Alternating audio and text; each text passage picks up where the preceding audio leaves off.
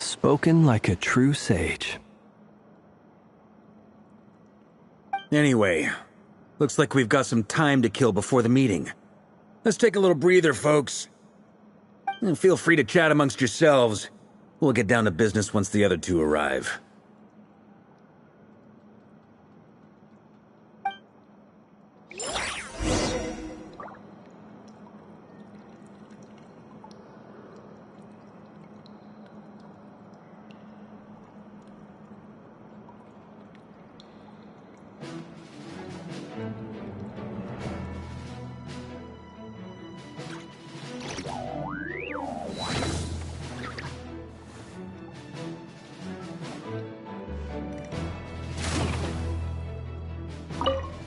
You're both awfully quiet. Why don't I start us off with an icebreaker? Much obliged. Have either of you ever had your portrait painted? If not, I'd be glad to help. That sounds like a lovely idea. You know how to paint, then? I dabble occasionally. He's an excellent painter. Tables, chairs, people, dragons, you name it. He'll paint it for you. I'm flattered. If I ever get the chance, I'd like to give it a try myself. I'll bear that in mind. Anyway, how about you, Durin? What sort of portrait would you prefer? Oh, I'd be fine with anything. Whatever style feels best to you. Very well. Then I'll play it by ear. You can replicate any style I want? I can try. If you show me a sample, I'll do my best to match it. Thank you. In that case, I'll dig up some reference material for you.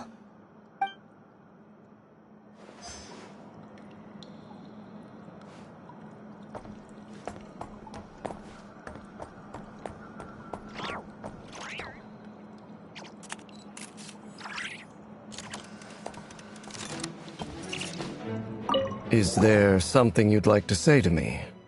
Yeah! For starters, why'd you just show up here without even giving us a heads up? If you think back to our previous interactions, you may recall that that's hardly out of character for me.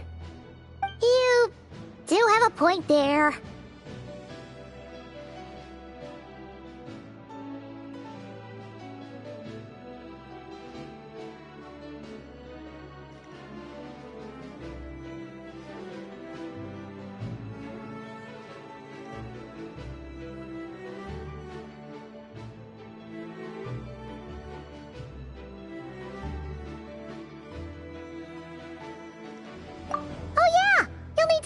To stay the night too, right?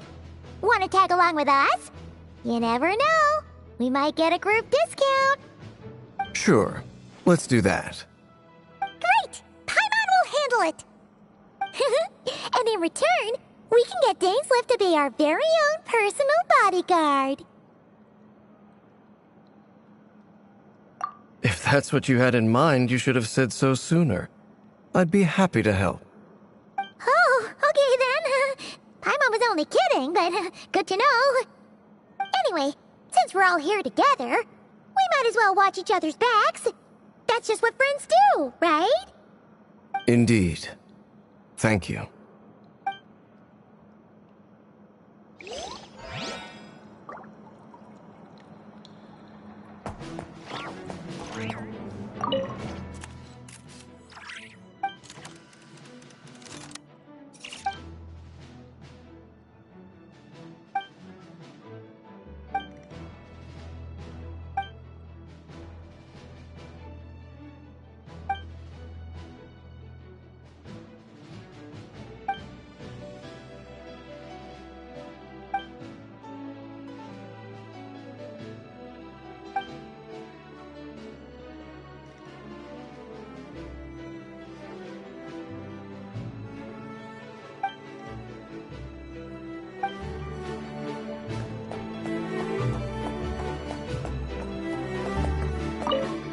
Truth be told, I can't remember the last time I was in a meeting with so many people. You're not alone there, my friend. The Lightkeepers also struggle to bring everyone together for a serious discussion. I don't doubt that. I've only ever met two Ratniki, one being you, and the other being that young guy, Itlua. Itlua's a good apple. I'll give him that. He's kind, honest, and regularly delivers supplies to my lighthouse. A true Ratnik to the core. In that sense, he puts me to shame. So you're what? A fake Ratnik? That's what it sounds like you're saying. But I get the feeling that's not quite what you meant.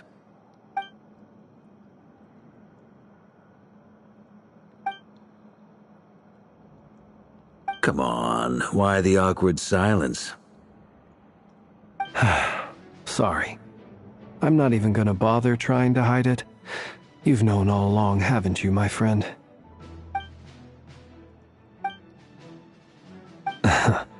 Now that was an awkward silence. Let's just keep this between ourselves. Probably best if Itlua doesn't know, huh? That goes without saying. Gotta be careful what you share with youngsters, after all. Anyone else in the know? Let me guess. The Traveler and Paimon? It's dangerous being too sharp for one's own good, you know.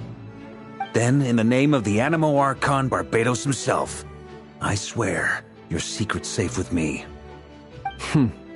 When we went for drinks, you said that you and Barbados were practically best buds.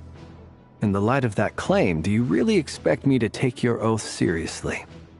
Of course. Just as long as you don't go spreading around the fact that I'm close with Barbados, all right?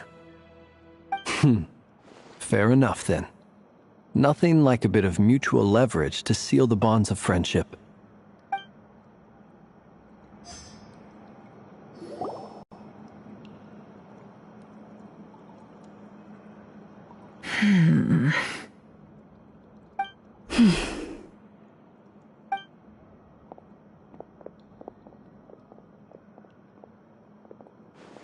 Ah, Miss Nefer. You made it after all. But what about Yehoda? I'm here to give you an update on how things are going on our end. Once this is over, I'll be heading straight back to continue my work. I left Yehoda back at the curatorium to watch over things while I'm gone. So much for just this once.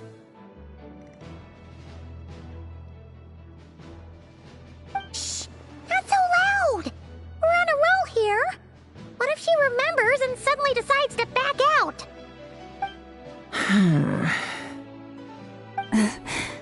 Did you say something, Mr. Varka?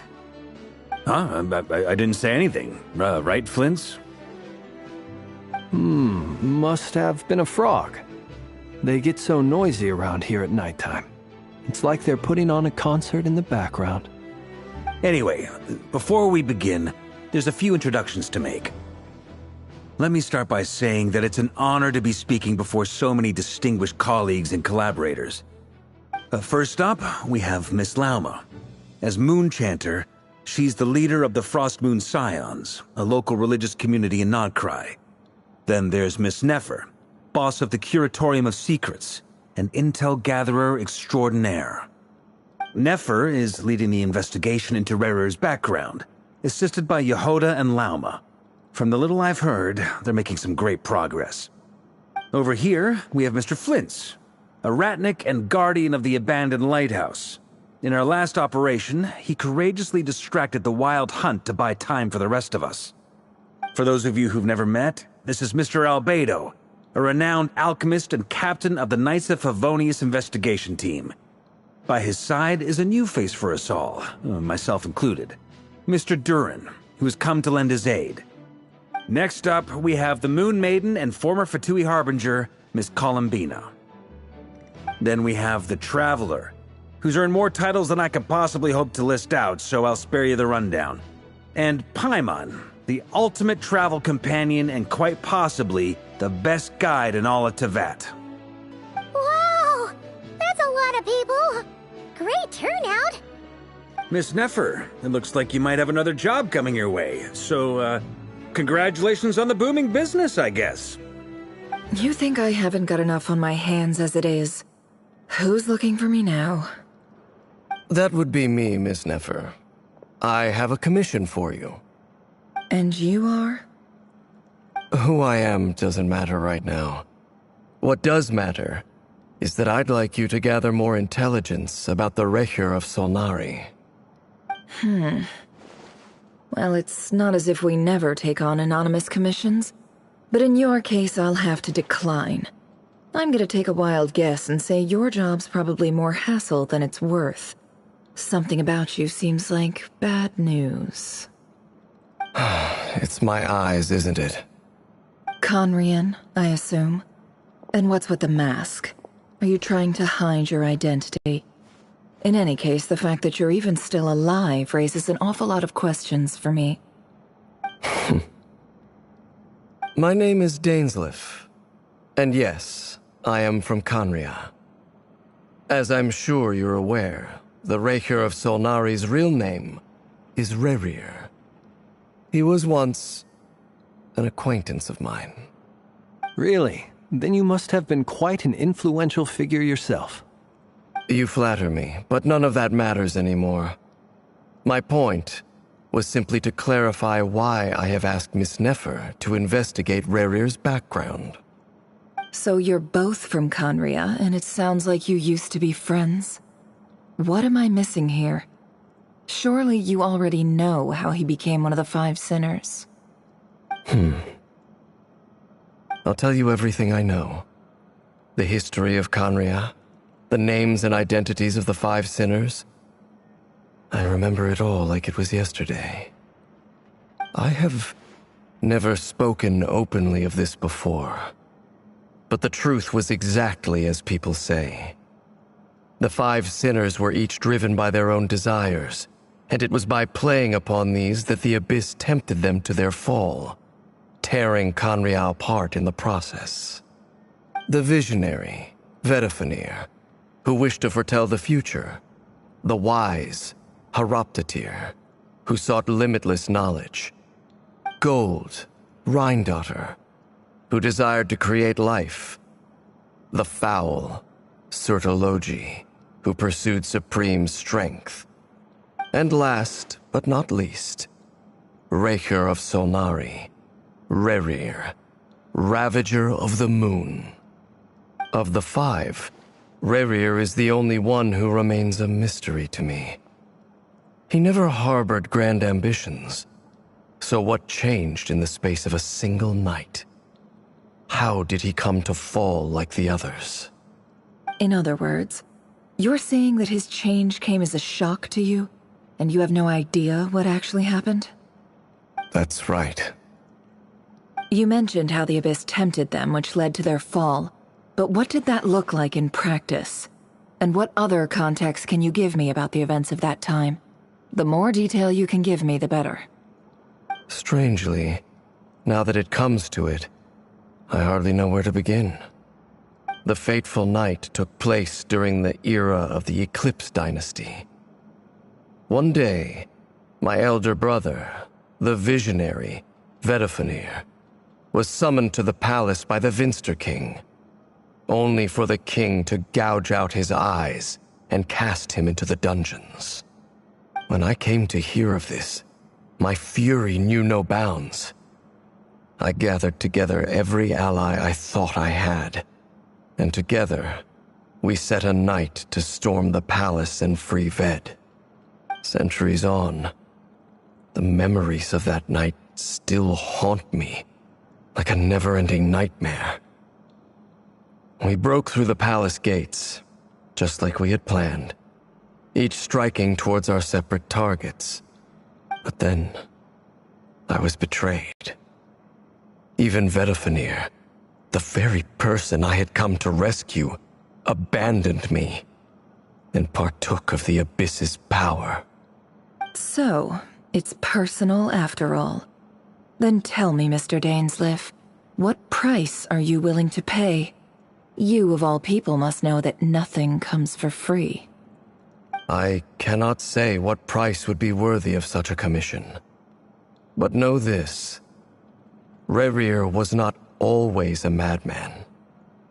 Believe it or not, there was a time when he was just an ordinary man, working for the Conrian Intelligence Service. Uncovering the truth of Rerir's past is the only way to unravel this mystery. But before you decide if you will accept my commission, I will tell you more about him. Enough, I hope, to help you plan your next move. Sounds pretty good to me. Feels like we just flagged down a random passerby, only to discover he's actually a... Can I borrow your halo? It could be useful in the lighthouse. Hey, enough with the wisecracks! Besides, isn't that lamp of yours bright enough already? Relax.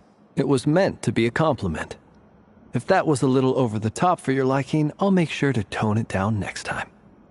I'll give your proposal some serious thought, Mr. Dainsleif. Let's speak in private once the meeting is over. Before that, there's a few things I'd like to share.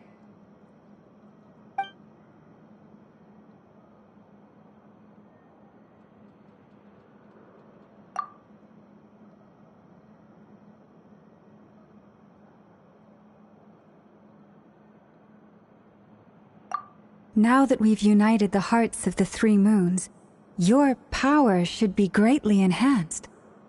But it seems like that hasn't happened yet? I believe it will take a little longer. You've done so much for me, so I want to be completely honest with you all. Even though I'm doing a lot better now, the truth is, my recovery will likely be an ongoing process. From the moment I was born, my power has been slowly ebbing away. And that is because Tevat has never accepted me. Even with the moons united as one, it seems my rejection cannot be undone. So far, I have yet to find a solution. It may turn out to be a problem that will plague me until the day I finally leave this place behind. Even so, I will do everything in my power to help you drive out the Ray here of Solnari. As Arlecchino put it, this is not about chasing the spoils of victory. It's just a gesture of heartfelt gratitude. Kutar.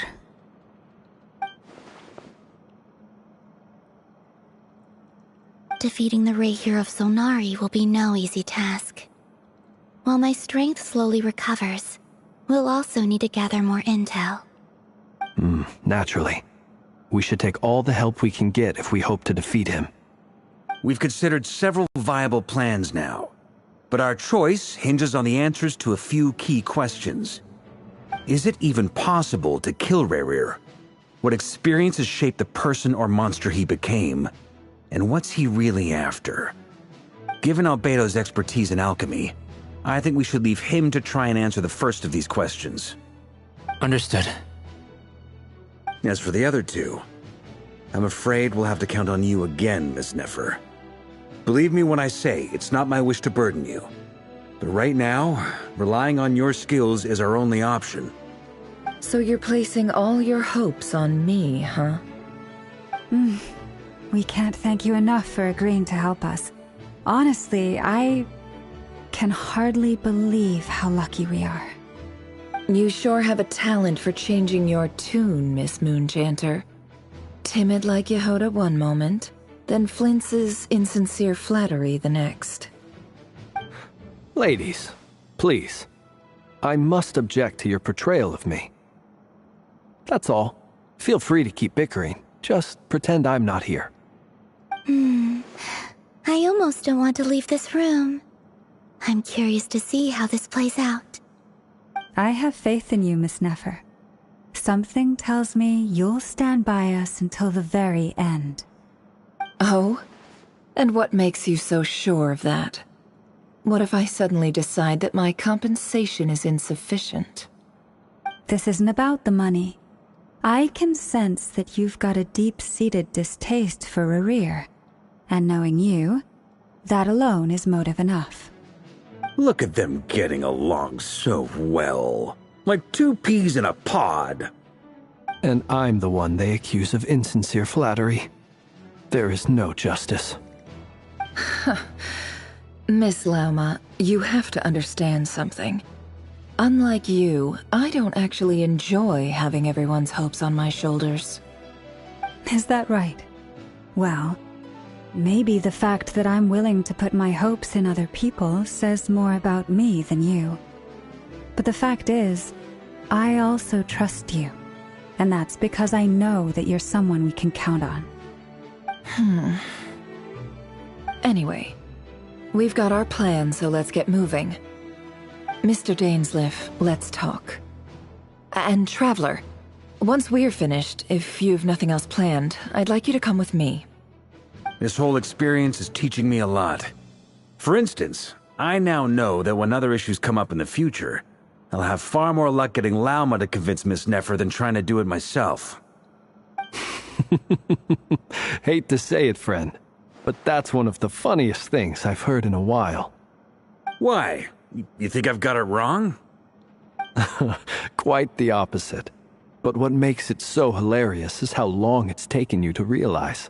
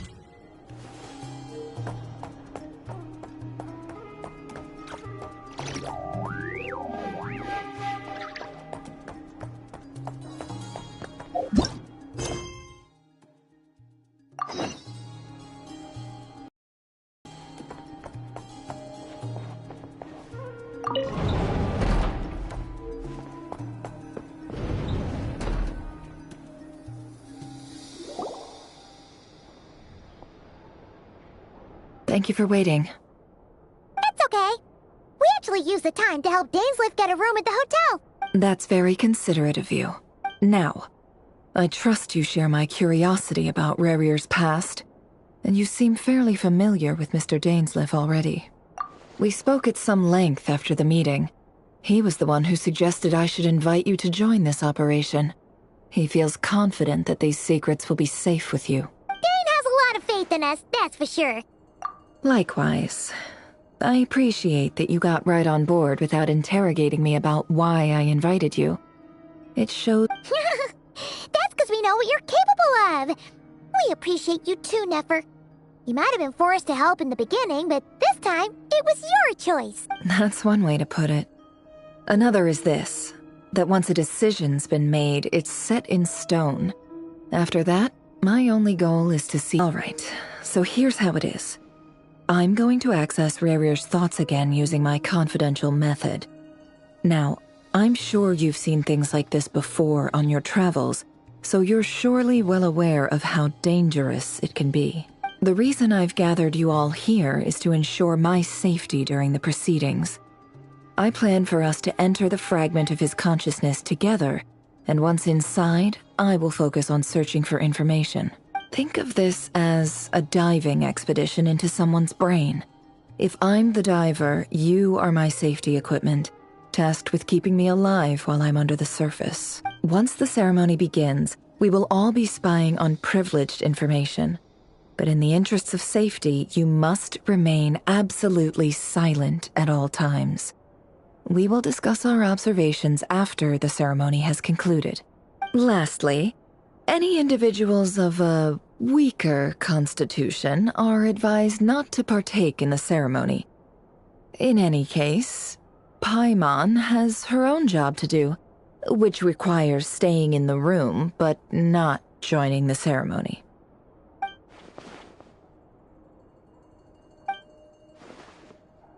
Well, good luck, everyone!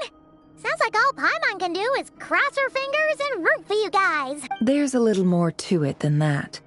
I was being serious when I said you have a job to do. While the rest of us are inside Rarir's mind, it's imperative that we have a team member on the outside. In the event that something goes wrong, you will be our first responder. I don't anticipate any issues, but the extra level of safety will be greatly appreciated. I second that. This is a dangerous operation here, and you're our whole rescue team. That's pretty much the most important job in the crew. So, Paimon's like the lifeguard? Yeah, that makes sense. All right, got it. Good. Please, take a seat. We'll get started momentarily.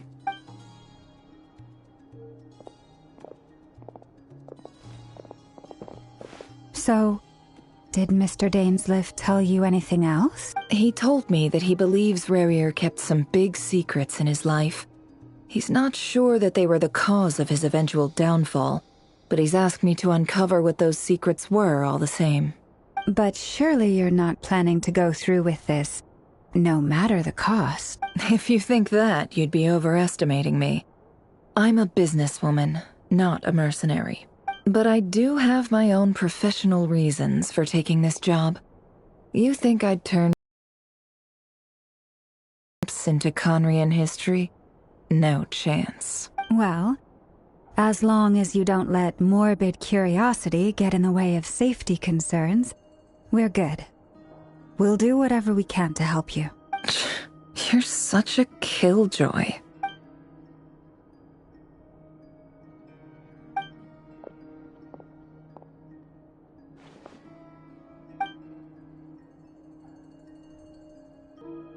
All right, I'm good to go. All set over here, too. Promise, Paimon, you'll be extra careful. All right.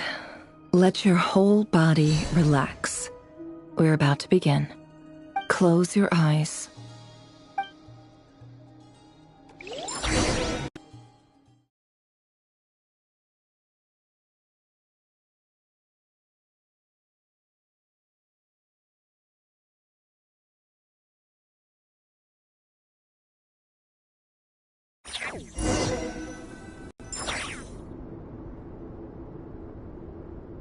Phew. Could this be his office? Pretty standard setup. Bookshelves, paperwork, files. According to Dainsliff, Rarir used to be an intelligence operative.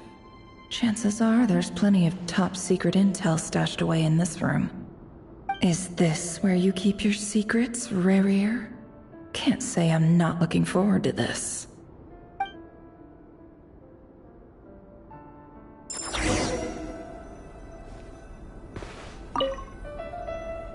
A file tucked inside a folder.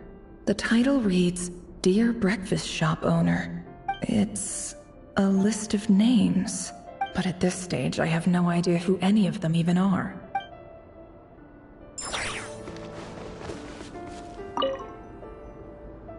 Wonder what kind of encryption technique this is. Seems like it has to be inserted into that camouflage device nearby. Aha! It's an audio recording. Please, hear me out. I can't shake this feeling that someone's been spying on our house. No, I'm not being paranoid. It's true. I saw someone dressed in all black. It was a couple of days back, but that was on another street, not near my house. I swear, I know what I saw. There's a note in the margin. Surveillance of the run for their residence has concluded. We apprehended the target and filed the mission report last night. Could the voice in the recording belong to one of Rerir's targets?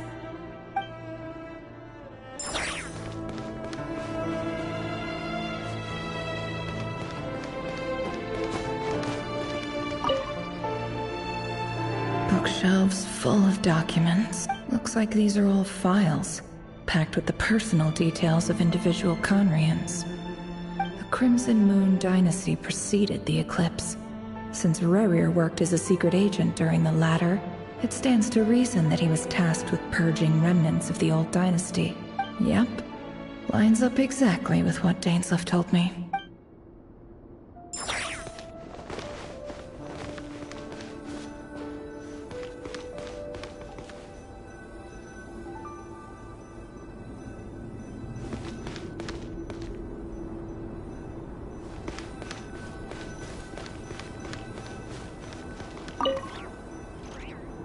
A box containing a ring inlaid with a precious gem.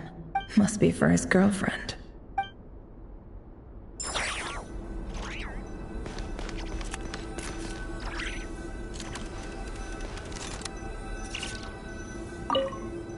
He looks even gloomier than last time. I wonder what's changed.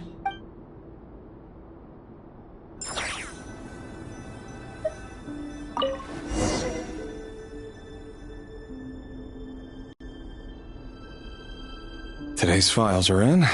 Time to wade through them, just like usual. Male, 51. Occupation, cook. Confirmed Crimson Moon descendant. Has maintained frequent contact with other descendants over the past year. Poses a threat to the dynasty. Neutralized on...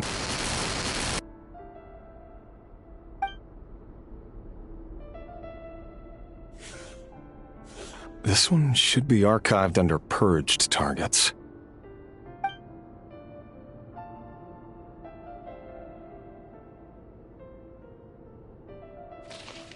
Female, 23. Occupation, office clerk. Confirmed Crimson Moon descendant. Has maintained frequent contact with other descendants over the past year. Poses a threat to the dynasty.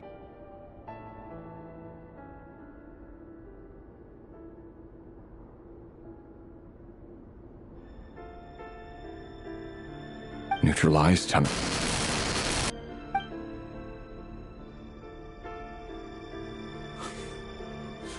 One for purged targets.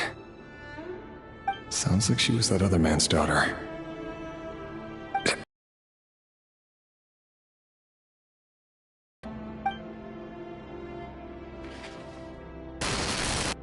Male, 40. Occupation, teacher. Confirmed Crimson Moon descendant. Has been observed making contact with other descendants during the past year.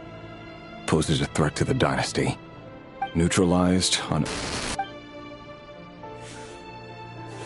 Just another nobody for the archive. Come to think of it, I remember surveilling this man.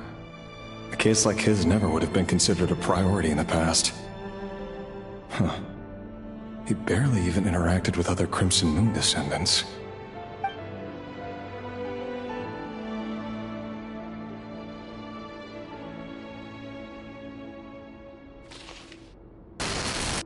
Female, 16. Occupation, none. Orphan and confirmed Crimson Moon descendant. Has been observed making contact with other descendants during the past year. Poses a threat to the dynasty.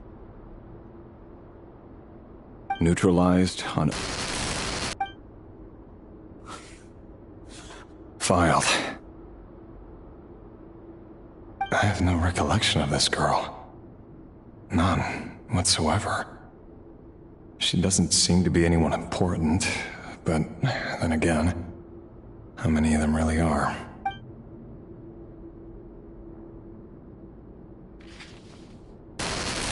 Female, 13. Occupation, none. Orphan and confirmed Crimson Moon descent. Neutralized on... Filed.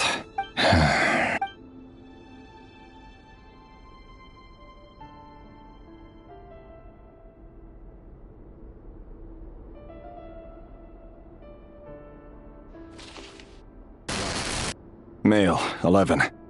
Occupation, none. Orphan and confirmed Crimson Moon descendant. Has not been observed making any contact with other descendants during the past year. Poses a threat to the dynasty. Neutralized and...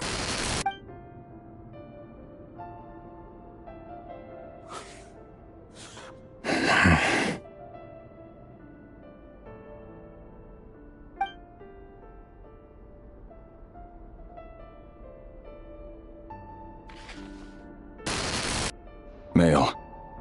6. Occupation, none. Orphan and confirmed Crimson Moon descendant. Poses a threat to the dynasty.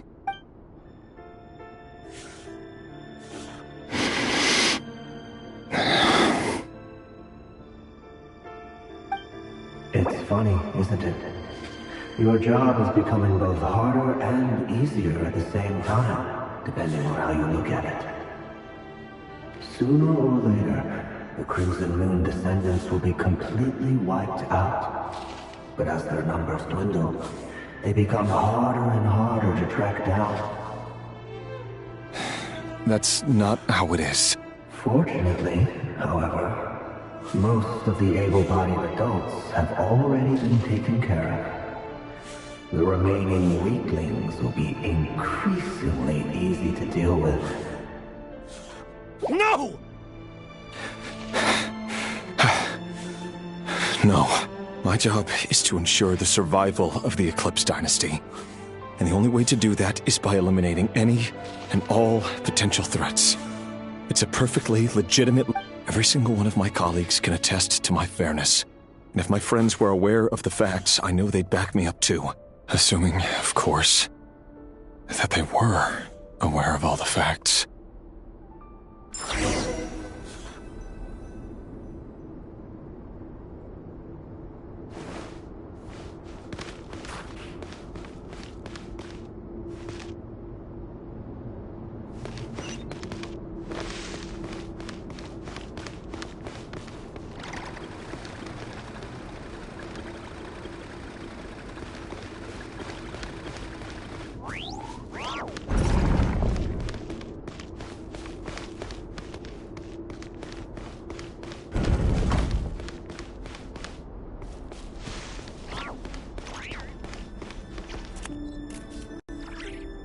Mr. Vedifalnir, it's been quite some time since we last met.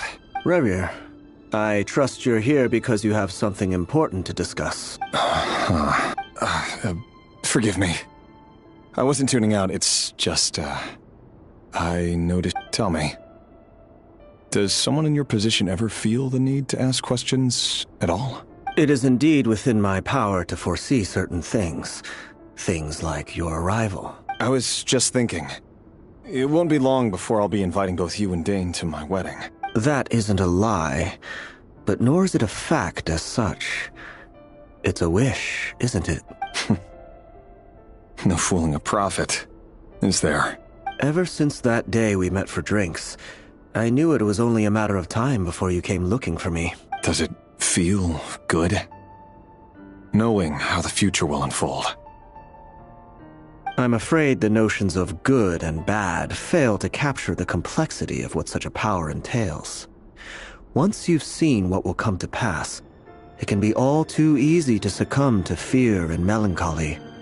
Unless, of course, you learn to abandon these feelings. You fear my silence, and long to hear the words I left unspoken that day. That's right. You must have noticed my reluctance to broach the subject. And the reason is simple. Because the truth could never have lived up to your hopes. For both our sakes, such words are better left unsaid. The burden of prophecy was never meant for your shoulders. So who exactly do you deem worthy to hear your prophecies? None but our exalted king? Or rather, our king as he once was. You're closer to his majesty than I am. You must know better than anyone how much he's changed. You say that as though it is to my benefit. Yet precisely because of that, I dare not speak rashly. A king can turn out to be the most virtuous of rulers, or a tyrant more terrible than the most vicious of dragons. You are so wise and far-sighted, yet still you would have me live in fear of the unknown? You make a fair point. Especially given my silence alone was all it took to send you spiraling downwards. Very well then. Let me offer you some advice. This not as a prophet or a visionary, but simply as the brother of your friend. For many reasons, there is very little. If happiness is what you seek, you should find another fiancé.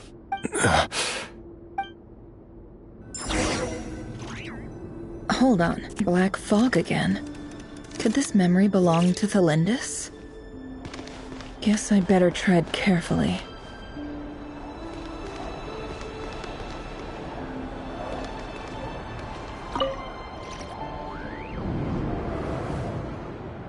Wait. Hear me out. This time we finally got a clear look at his face and learned his true identity. His name is Rayrir, and he What did you say? A cruel irony, isn't it? The man you're set to marry leads a double life as a brutal executioner. Why are you telling me all of this now? Simple. It's because I want you to kill him. You are the only person he would never suspect. No, absolutely not. I would never dream of doing such a despicable thing. So you'll just stand by and watch him slaughter us to the last. Do not forget that the blood of the Crimson Moon flows in your veins too. The blood of the Crimson Moon? What does that matter now? The dynasty has long been dead and gone. You think that alone is reason enough for me to throw away everything I have? Why wouldn't it be? You two were once a child of the Crimson Moon, just like me. Don't tell me you've never felt so much as a flicker of fury for the way we were trampled into the dust. As long as you promise to abandon this pipe dream of restoring your dynasty, I can try to persuade him. Or have him persuade the Vinster King. Persuade the Vinster King? Do you even know why he's so obsessed with hunting us down? Why he keeps trying to force us to hand over our secrets over and over again? Or why we refuse to give up on restoring the dynasty? The Vinster King. A blind fool. His eyes clouded by powers from beyond this world. A petty little man with a miser's heart. And he dares to sit upon the throne? Mark my words. Sooner or later, Conria will fall. And it will be his doing.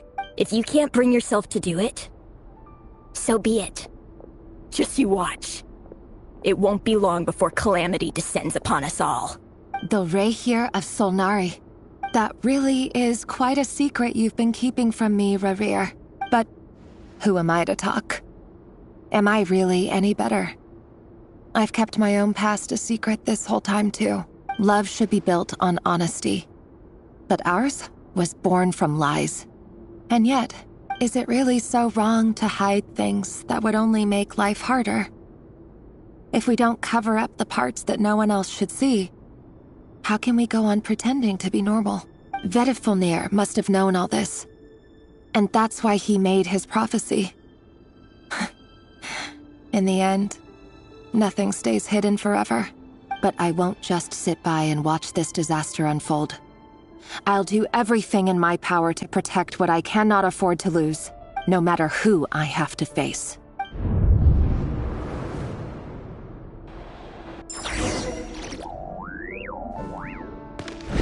Huh? Was that Rayrir who just walked past the window? Doesn't it give you the chills that he still takes the same road to work every day? As if nothing ever happened. Those people at the deli. Enough already. They're clearly pretty taken by their own disguises, so just smile and play along. Pull the rug from under beasts like that, and you'll risk having your throat torn out. Deli? Oh. They're talking about those people from the opposition. Right. I'd almost forgotten they used to run a deli.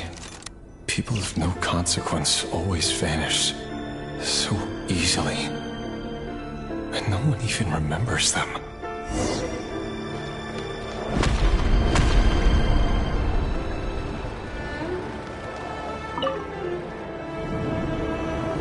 But surely you can see he's not the man he pretends to be! So many have died already, and they say that the king's madness grows with each passing day. We're not going to survive this, are we? But why does it have to be this way? Do we really deserve to die just because of the blood that runs through our veins? Felindis, are you even listening? Sorry, Freether. My mind was off wandering. I heard you, though. You're talking about what Rerir said. He's just following the king's orders. He's a secret agent, and it's his job to hunt down rebels and dissidents. By the time you first met him, he'd already taken lives. Maybe he was using you from the very beginning. No. Rerir has no idea I have anything to do with the Crimson Moon. My family are only distant relatives of the main lineage, and besides, my eyes are perfectly ordinary. Truth be told, apart from my teacher, pretty much no one knows I have any connection to any of it. It's been a long time since my family severed ties. But as Orlog said, who could possibly talk sense into that raving lunatic of a king? No one. I'll work something out. Trust me, I'm with you all. But for now, you need to keep yourselves hidden. Don't let anyone find you, anyone at all. Don't forget that Rerir is an Eclipse operative. You need to be extra careful when he's around. And when I am too. For now, don't come looking for me. And if anything happens to me, just act like we've never met.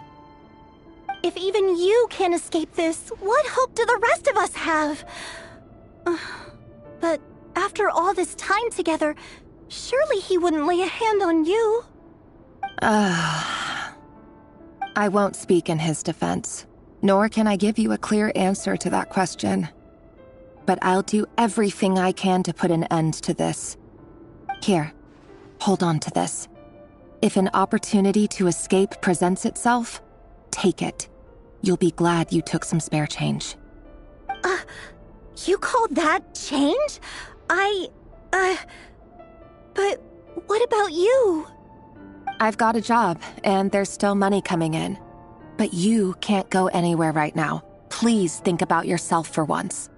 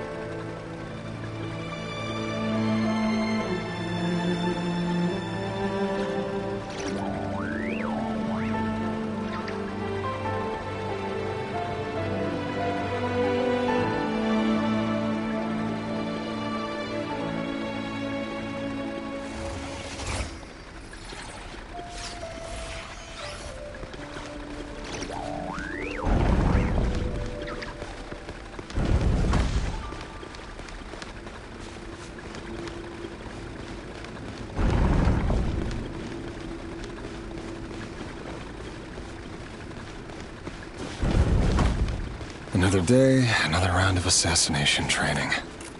Training ground is just beyond this hidden passageway.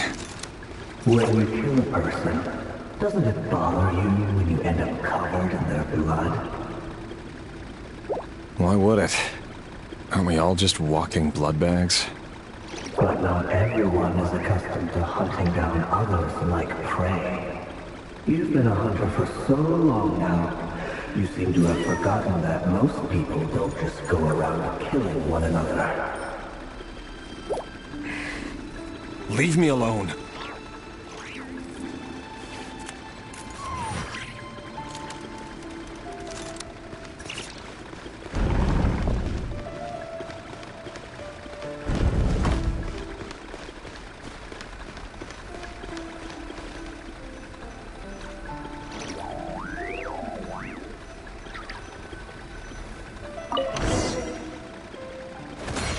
Make sure you have a firm grip on the handle. Then choose your angle well. Keep your movements light and brisk. And the prey won't sense a thing. I'll bet no one's ever died a quiet death at your hands. I work clean. No traces.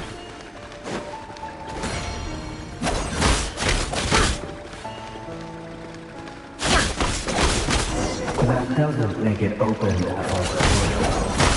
The king just happens to need you right now. That won't happen. He's changed. Ever since he fell into your power. In the beginning, he only had you take out a handful of the guilty. The ones I dealt with have always been guilty. And I've carried out my work flawlessly.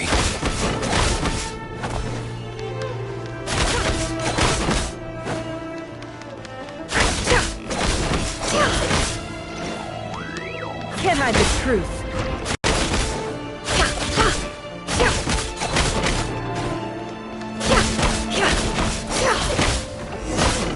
You know why your proposal Romeo. Was it because you didn't trust him? Something else.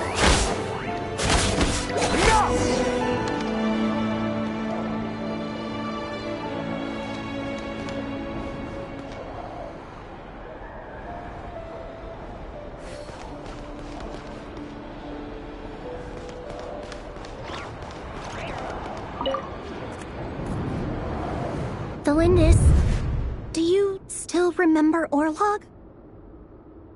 Orlog. The boy who was pretending to sell flowers. You spoke for quite a while, didn't you? Yes, we did. What about him? He was arrested 2 days ago. Chances are he's already dead. He... I just don't get it! After everything he's done, why do you still stand by him? Or does it mean nothing to you that people keep dying? No, that's not... Just hear me out. I need to go now, Thelindis. They're looking for us. You take care too. If you ever need a place to hide, come find us.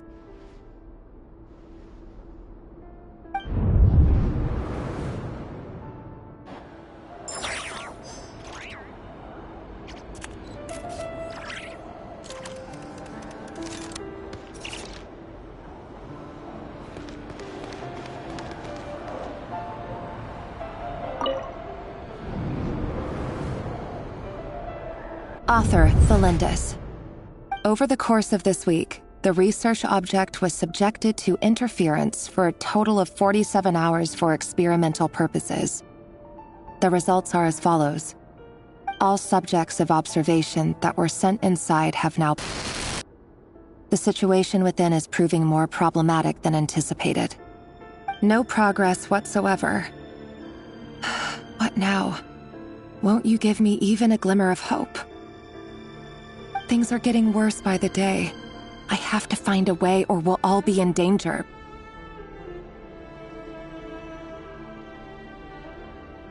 But I... If all this research comes to nothing, what then? Sooner or later, it'll be my neck on the line. But Could he really bring himself to kill me? No. Surely he wouldn't have the heart.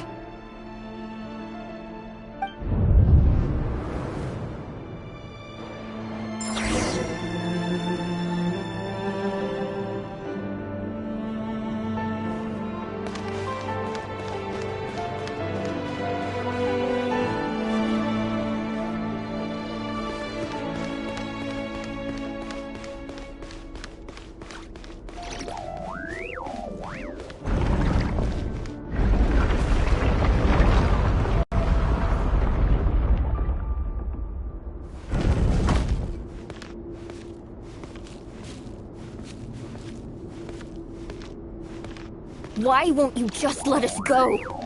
We don't even know each other. All we want is to live ordinary, peaceful lives. You want to live?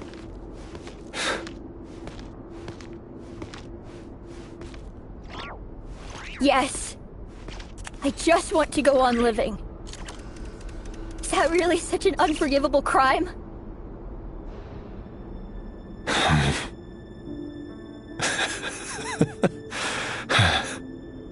You want to go on living. I want to keep living too. To keep living forever. That's why I have no choice but to continue on the path I'm on. If only some savior would suddenly swoop down and change the way the world is. Too bad that's not going to happen.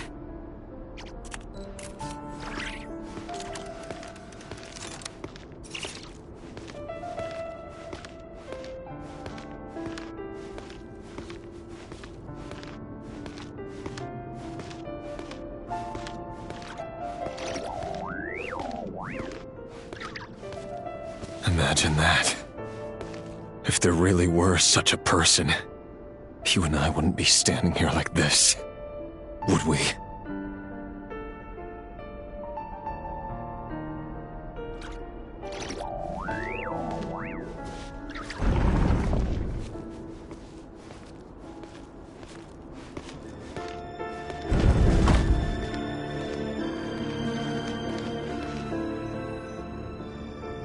Today's files are in. Time to wade through them just like usual. No, I don't get tired of it. It's my job. And not only am I lucky to have it, I'm good at it too. Huh. Wait. That's... Thelindis? No. No! No! Why? But you bear no mark of the Crimson Moon. How could you possibly have anything to do with them? It cannot be! A diluted bloodline. Carefully concealed. I see it now. You've been living in the shadows just like me. What a fool I've been. Numbing myself with talk of justice. Even imagining my friends would back me up. But in the end,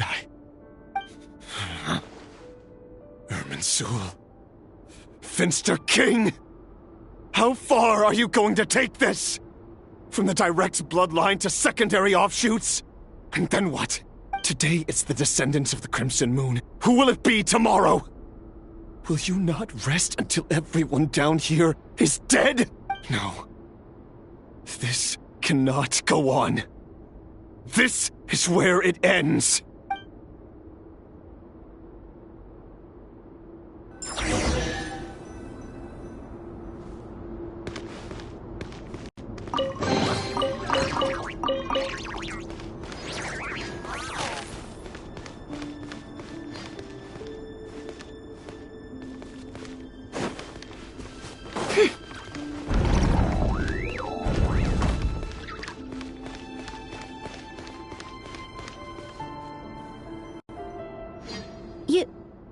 You're really letting me go? I am. As long as you can guarantee that no one will find you. Don't worry, I'll be extra careful. No one will know I was here. But what about you? Me? If you let me go, you won't be able to complete your mission. Good point. In that case, maybe you should stay. No, please! I just want to see... Go on living? Yes.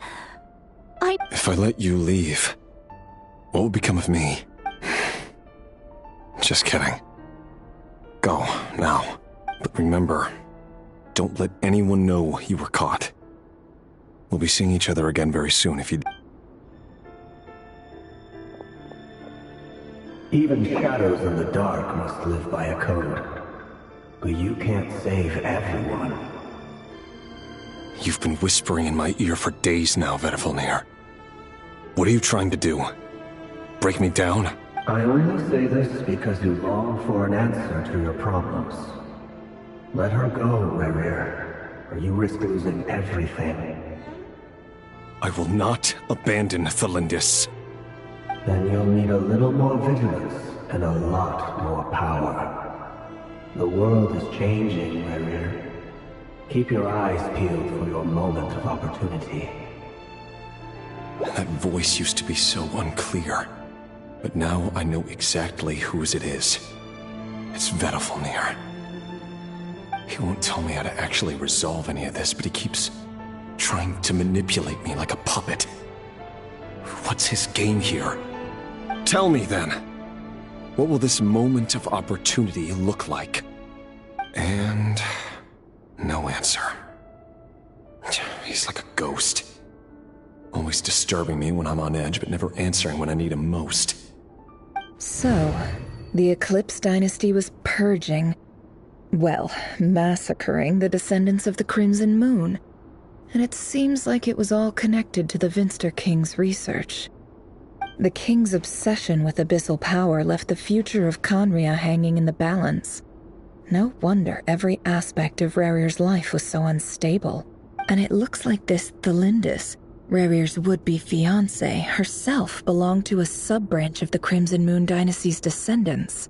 It almost defies belief that a couple like them could hide the truth from each other for so long. If the Vinster King hadn't intervened in such a drastic way, they might have gone on deceiving each other for the rest of their lives. And why does Vedifalnir, Daneslif's older brother, keep talking in Rerir's head? This guy kept more secrets than I ever imagined. The human mind is like a vast desert of shifting sands. When you follow the flow of someone's memories, you only ever see the parts they're willing to let surface. Time for something a bit more creative. We've been inside Rerir's mind this whole time, building up a picture of his psyche. There's already enough clues on the board to start reading between the lines and mapping out the rest. Now, we can finally begin to put the pieces together. Sure, it'll only be a reconstruction, part simulation, part reasoning, but it's usually pretty accurate. Once we've built up a cognitive profile, we just need to cross-check the logic behind his actions. And then we'll be able to take a sneak peek at whatever it is that Rerir has really been hiding.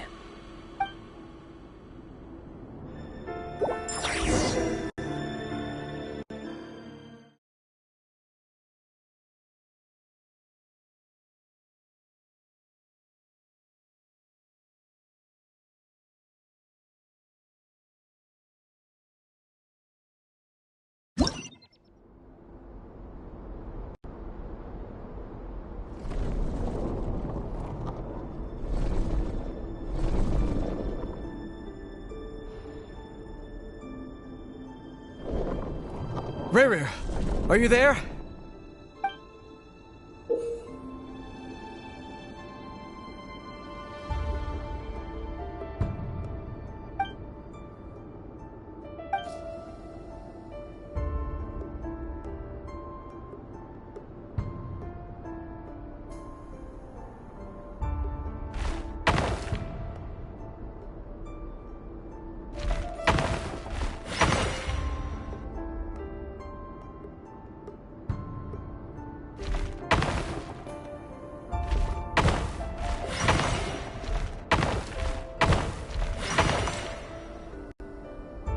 Hey, Rerir! Come out, it's urgent! Dane? What's wrong? Quick, come with me. I'll explain everything once we've met up with the others. Okay. I'll come. But the Lindis is still over at the Universitas. I'll need to leave her a note. All right then, but make it quick.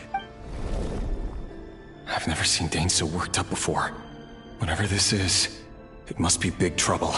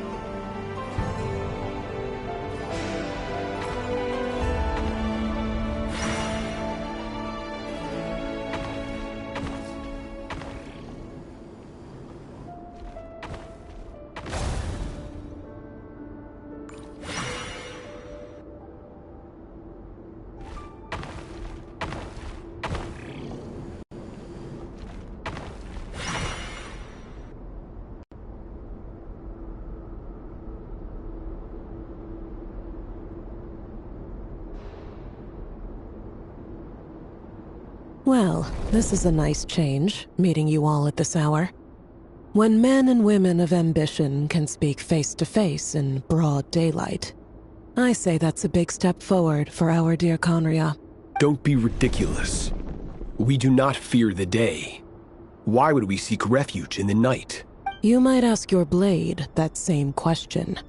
I'm told it prefers the cover of darkness.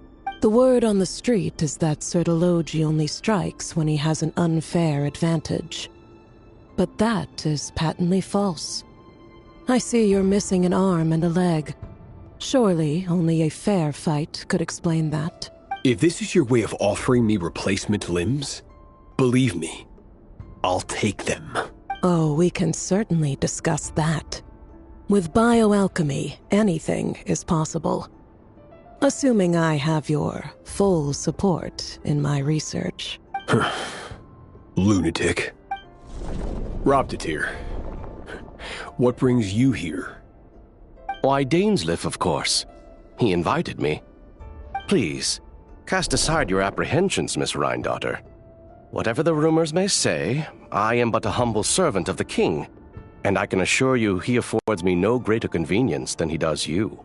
Well, the Universitas Magistrorum won't stop fawning over you, so at least some of the rumors must be true. You're clearly doing well for yourself, so drop the humble servant act. It endears you to no one.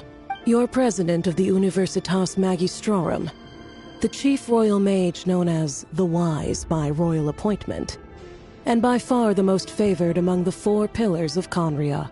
Vice President Veet doesn't even try to hide his envy when he sees you. My success is the product of hard work and good luck. It's as simple as that. Were the king not such an extremist, I hardly think I would have received a senior post at my age. Of course, no job is without its gripes. Serving a king like ours can be a challenging task, as I'm sure you can imagine. And as for Efterveet, in missing out on the presidency, he's dodged a mountain of stress. Like everything else in life, it comes with pros and cons. You're all here. I apologize for the short notice, but it was an emergency.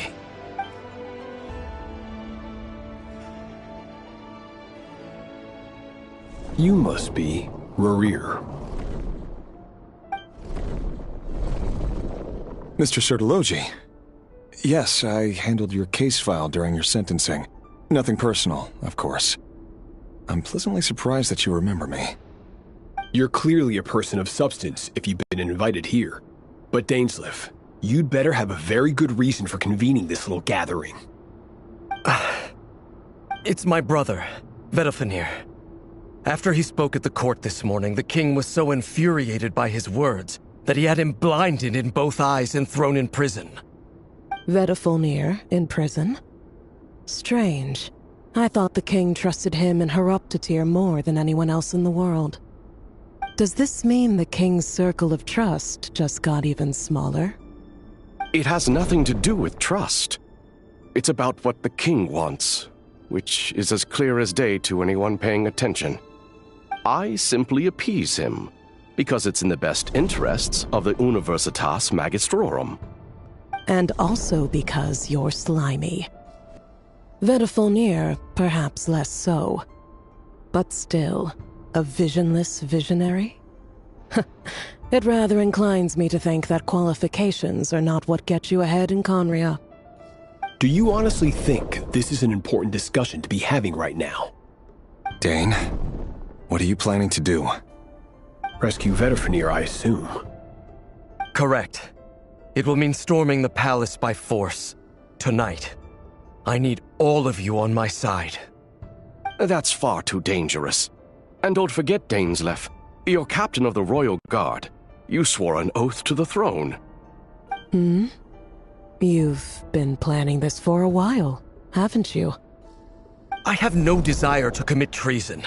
But whatever critique the king may have of Vedafulnir, disfiguring your most loyal subject for putting the best interests of his court and nation first, this is not the conduct of a wise ruler. My blade will force the king to see the error of his ways. So, Vedafulnir's prophecy enraged the king. I'm sure it wasn't what he wanted to hear, but if he won't take counsel even from the visionary, that is deeply troubling news. The extent of His Majesty's madness is now all too clear. The question is, how does a man like me get out of this situation unscathed? You have noble ambitions, Dane, but I'm afraid they don't do much for a guy like me. I'm not interested in saving the world. All I want is a letter of pardon. A letter of pardon? For whom? Thelindis? The chances of the Vinster King issuing a pardon for anyone connected to the Crimson Moon seem vanishingly slim.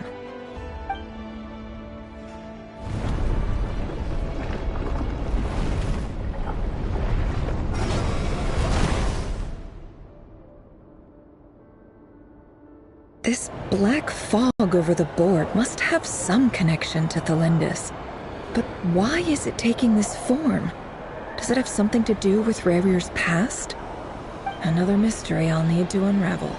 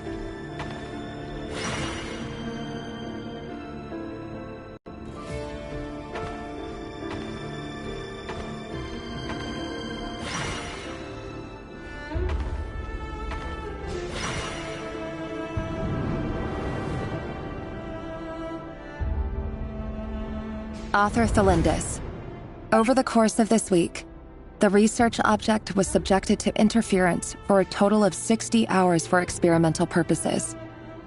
The results are as follows. Research dating back to the Crimson Moon Dynasty has established 2 points regarding moon marrow. Firstly, its origins have something to do with a god's power. Secondly, it serves as a portal to an as-yet indeterminate location. Moon marrow can thus be defined as a spatial gateway. However, there are a number of hurdles to overcome before we can answer the question of where it leads to. To start with, opening the gateway requires a specific power source, which the relevant literature indicates. An enormous amount of power is then required to keep the gate open. Currently, the total power output of our instruments remains in the single digits. To make matters worse, I am now the only staff member remaining in the Moon Marrow lab. The Universitas Magistrorum recently decided to move most of its personnel into abyssal energy research, which has stymied all Crimson Moon-related projects. This is not a wise move. I have always maintained that placing all our hopes in a single source of power is risky, especially one as poorly understood as this. As well as making ourselves overly reliant on a single resource, we are neglecting other promising technologies.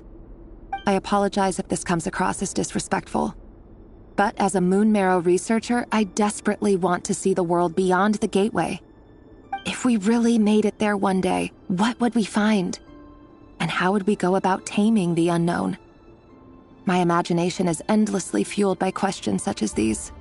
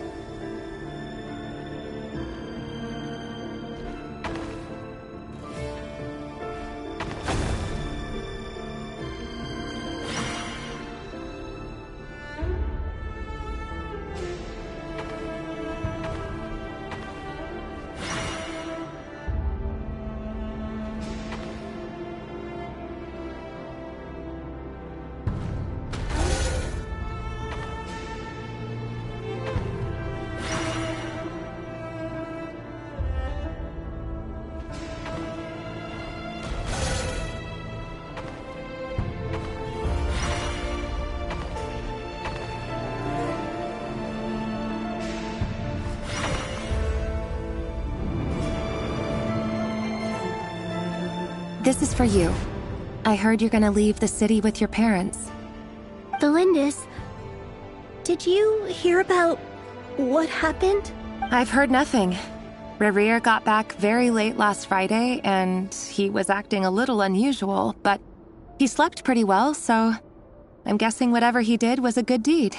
You never saw him, and I don't know what he did. And this conversation never happened. What if he finds out that you pried into his secrets? Don't be silly. I don't know what secrets he does or doesn't have. All I know is he's just a normal guy who happens to run some errands for the king. Are you scared of him? I don't know. The Rerir I know doesn't match the person you all describe. Logically, I should be scared of him. And yet, I don't want to lose him. But enough about that. You should get going, and be careful with the package I gave you. Keep it secret. Keep it safe. What's in it? A piece of the moon. All you need to know is that as long as you keep it safe, then in the future, everyone will be able to see a red moon. A red moon? You mean our moon? That's right. Our moon. Promise me you'll look after it. I promise, the Lindis. The Crimson Moon bloodline will never die out. Its light, the color of blood, will become like a fire that flows in our veins, no matter how long it takes.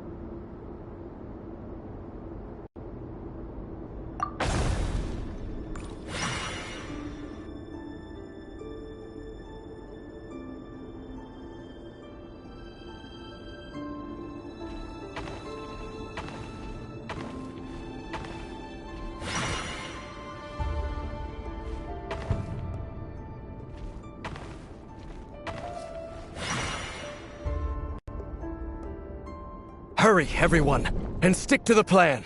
Sir Dainsleif, what are you? Is this treason? You know what happens to those who betray the throne. Please, don't do this! It is the king himself who has betrayed the throne. He has betrayed all of Conria. If you have any love left for justice in your heart, you should join me. It's showtime.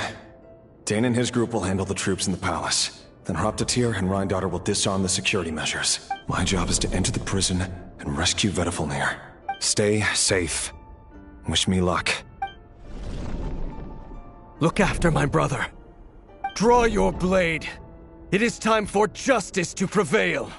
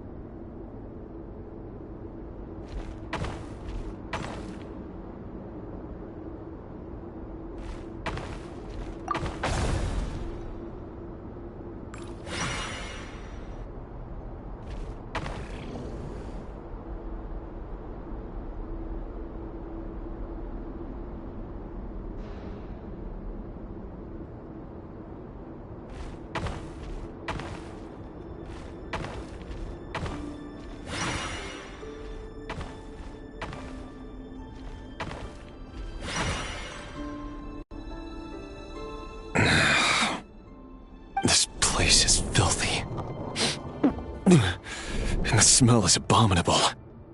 Clearly, the king doesn't allow his prisoners a single shred of dignity. This is dire. Found you. Hello, Mr. Vedafilnir. It's you. Surprised? Oh, wait. I guess surprise isn't an emotion that prophets feel very often. I certainly felt some surprise in the moment when I was blinded. Surprise at the king's sheer ignorance. Surprise at just how unfairly this world responds to words of earnest remonstration. I'm curious. What did you prophesize this time? It wasn't a prophecy. It was a word of warning. Someone had to say it. The king has forsaken all reason in pursuit of his obsessions. I simply told him that if he continues on this path, Khaenri'ah will surely fall. But he didn't listen. Worse still, he stabbed you in both eyes and locked you away. Dane asked for my help. The court is in complete chaos now, but I'm sure you predicted that. Everything is transpiring as I foresaw, yet I am powerless to change it. Fate is an immutable force. I can but lament as the inevitable unfolds. I do wonder whether giving a man the power to see the future does nothing more for him than slowly crush his spirit. Forgive my curtness, Vedafilnir, but the king did not suddenly turn on you today.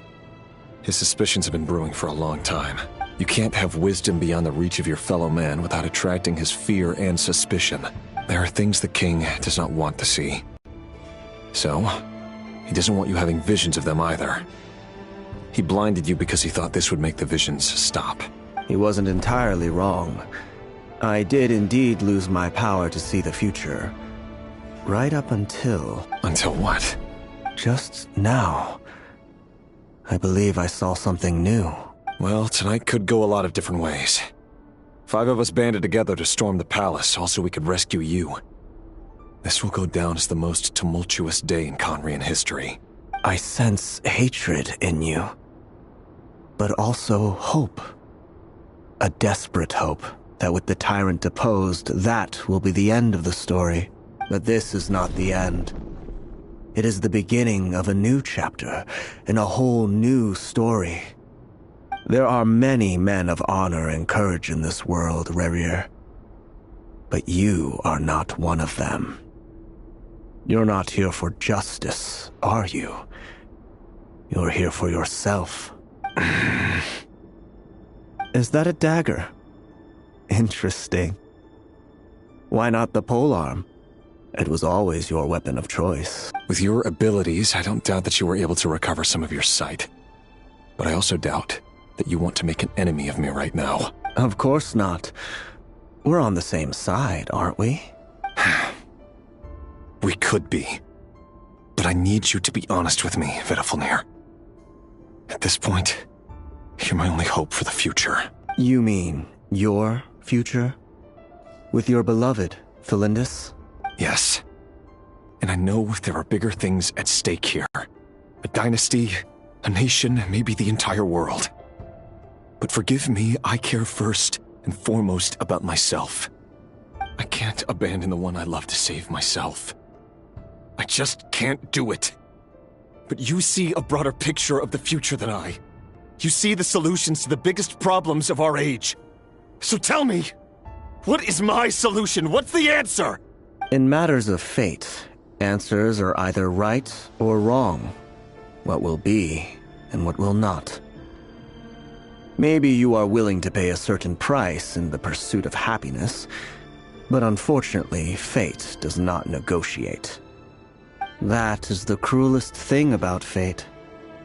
It is unmoved by your sacrifices. That can't be true.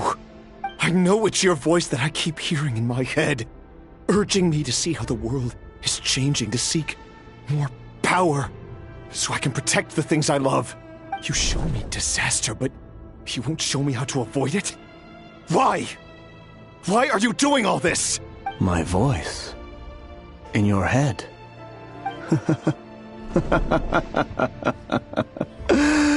So, you hear it too. The voice that steals your mind, gains your trust, and drives you crazy. It turns out that we are not so different, you and I. Vedifilnir just broke into the strangest smile I've ever seen in my life, as if he'd discovered some monumental secret. But then he suddenly switched to looking extremely weary. Very well then. My advice to you is as follows.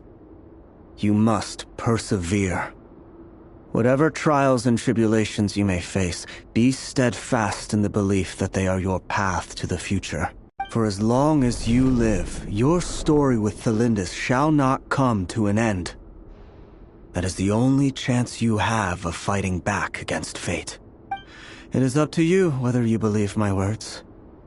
Regardless, that is all I will say on the matter.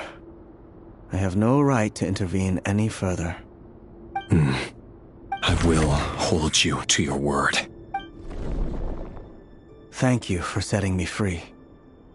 In return, I will tell you one more thing that you cannot afford to ignore. Just then, a strange wave of energy rippled through the city. We had no idea what it could mean. If I were you, I would head to the Universitas Magistrorum. The Universitas? Oh no! I'm sure we'll be seeing each other again very soon, Rerir. Whatever Vedifilnir said, I didn't catch it. I didn't even help him out of the prison. There was no time to lose.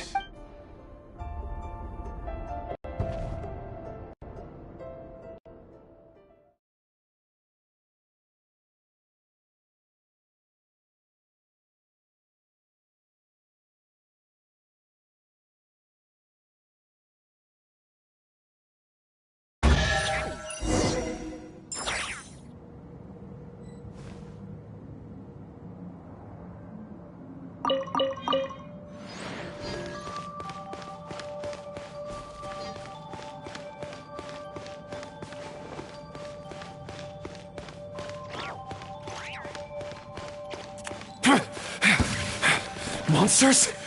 Is this Rhindaughter's doing? Or the Universitas Magistrorum? Out of my way!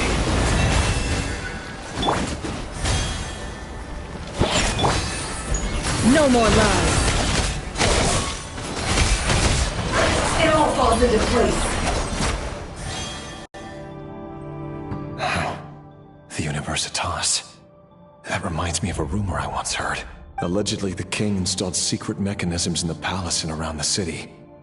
No one knows what, but if they were ever gonna activate... Help! Help! Hold on! Don't let them anywhere near you!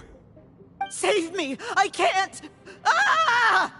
That sounded like an explosion. So, the rumor is true?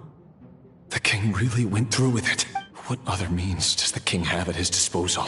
And given it's a major center of Abyss research, anyone over at the Universitas will be in grave danger. I have to hurry!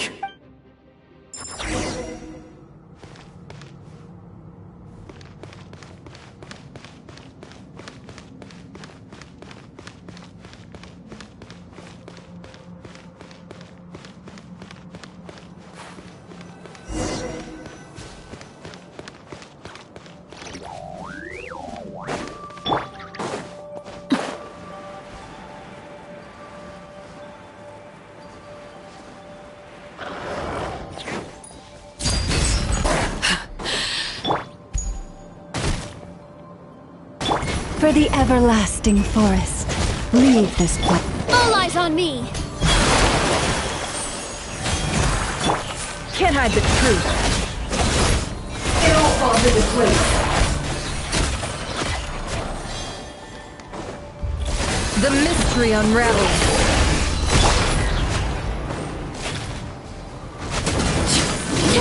Witness my rise. Overruled. The moon this night approaches.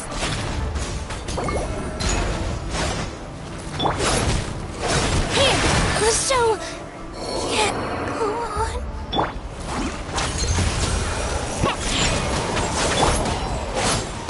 Lush as the moonlight.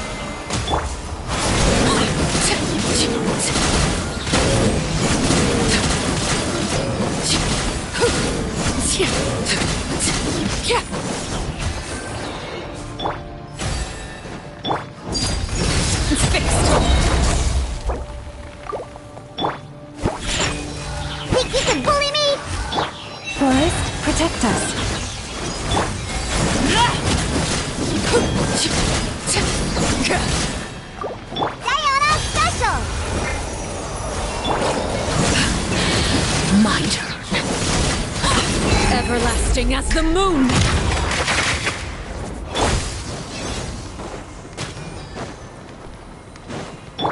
Leave this place. The deception ends here. No more lies.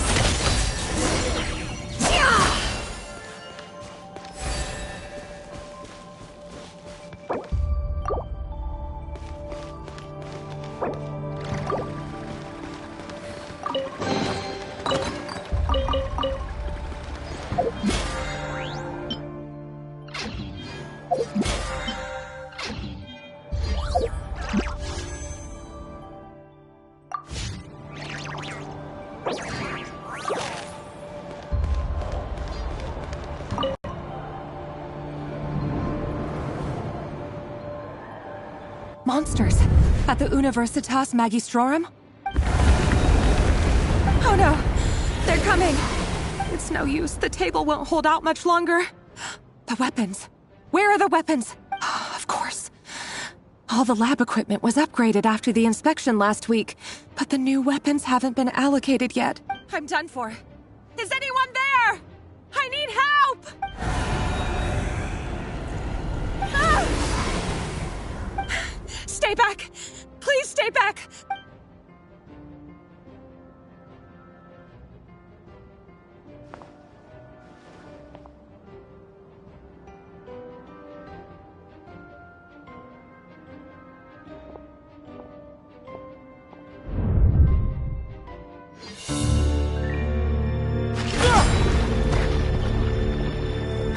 What's that?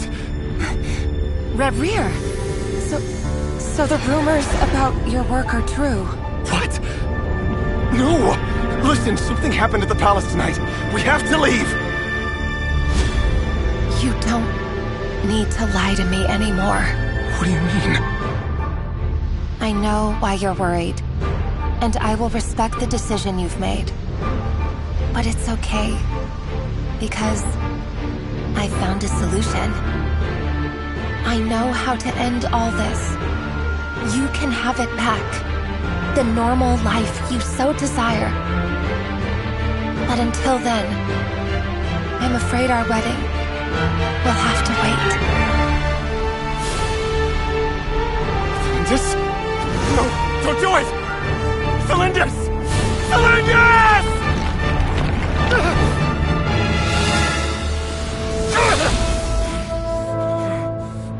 I told you, Rerir. Let her go. You will find someone better. No! No, I won't do it! I have to save her! By what means exactly? A lowly pawn. You lack the power and the strength of will. Do you know a way? Tell me! Come to the palace. Join us.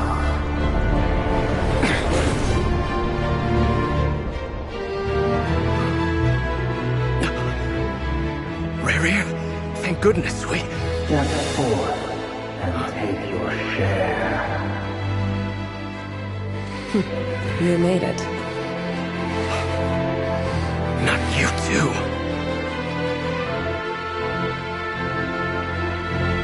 Hatred or grief, despair, desire. We all have our own.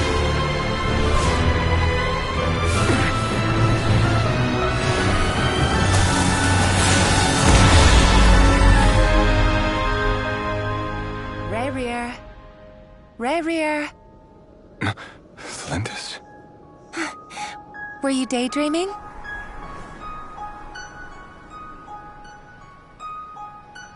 You still remember, Rerir? That question you asked me a couple of weeks ago? Oh. You mean the proposal? Yeah. I'm wondering, where do you think would be a good place to discuss it? Maybe in the garden? Or were you thinking a fancy restaurant? It's your choice.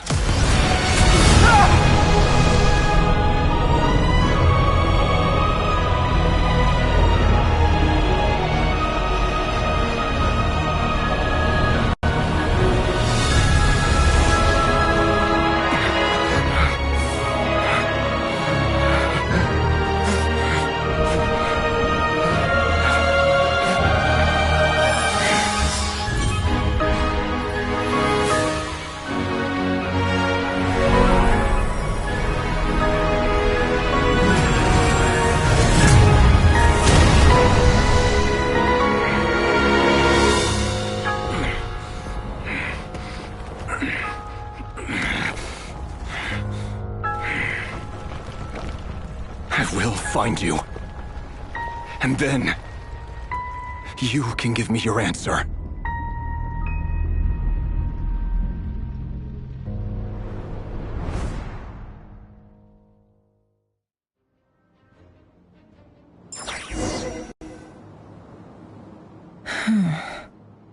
So that's how the Raker of Solnari was born.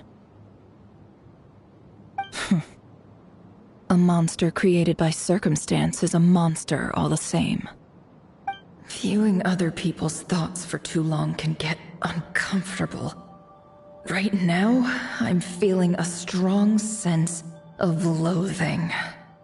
In a nutshell, the story of Conria is what happens when the truth falls by the wayside. Everyone tells little white lies, and before long, you have a huge pack of lies that destroys everything. Phew. Time to get back. His past is filled with sorrow, but the tale of any fallen civilization is one of endless tragedy. Cruel as it may be, that was Conria's fate.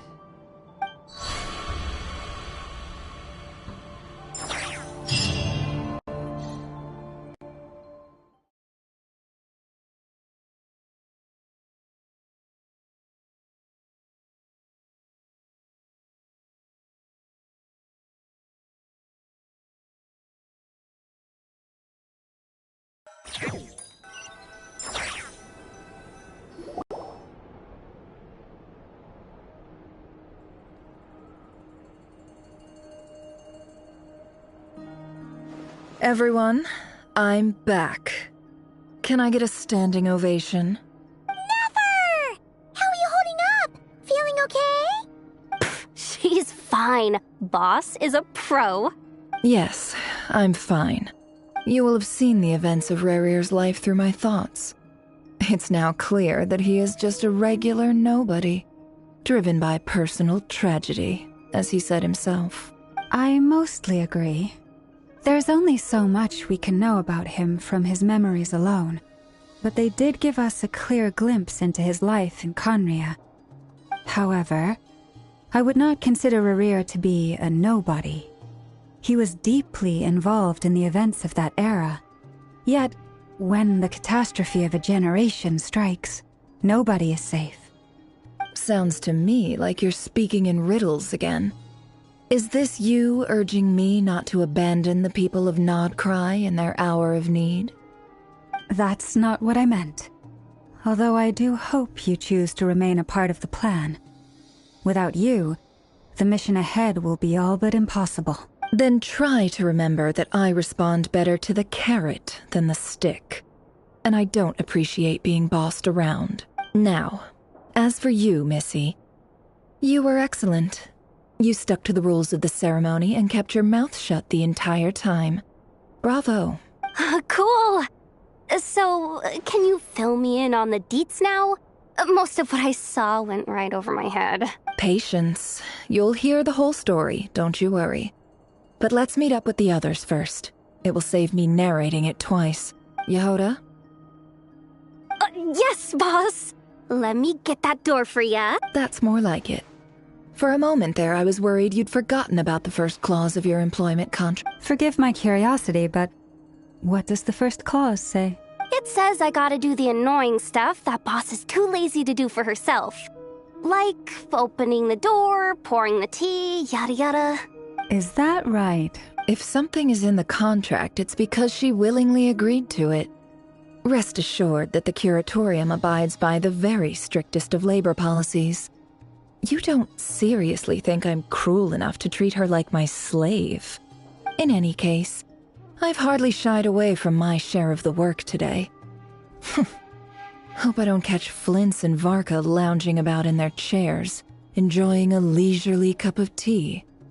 There's nothing I dislike more than other people enjoying themselves while I'm hard at work.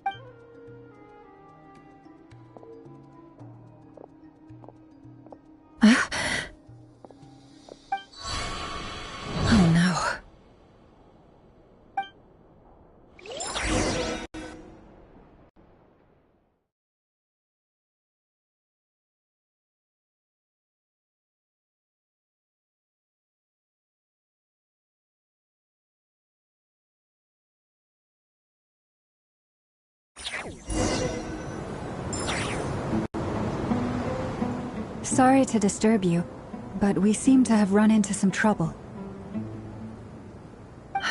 Evidently so.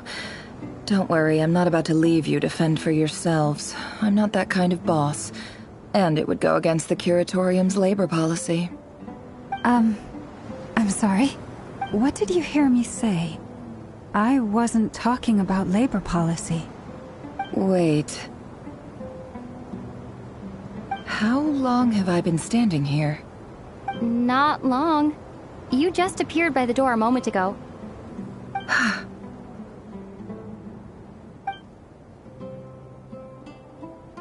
Boss, what's wrong? You look like you've seen a ghost. We've been tricked. We never left at all. Somehow I hallucinated that whole scene back inside the office. Hallucinated? But how? How indeed. This place should heed my will alone.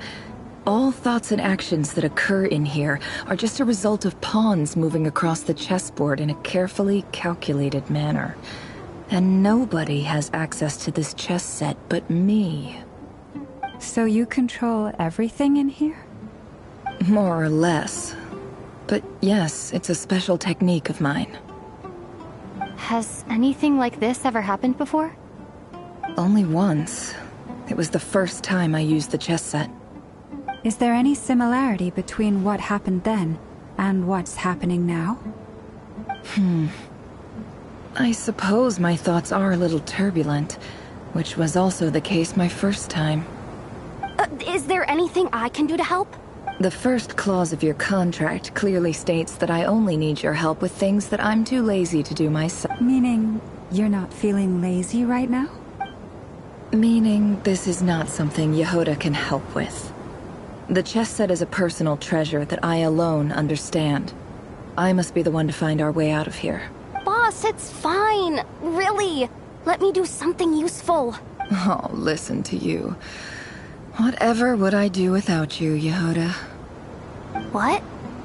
Really? Yes, really. Where would I ever find another employee as obedient and servile as you? God forbid anything ever happens to you. Oh, okay.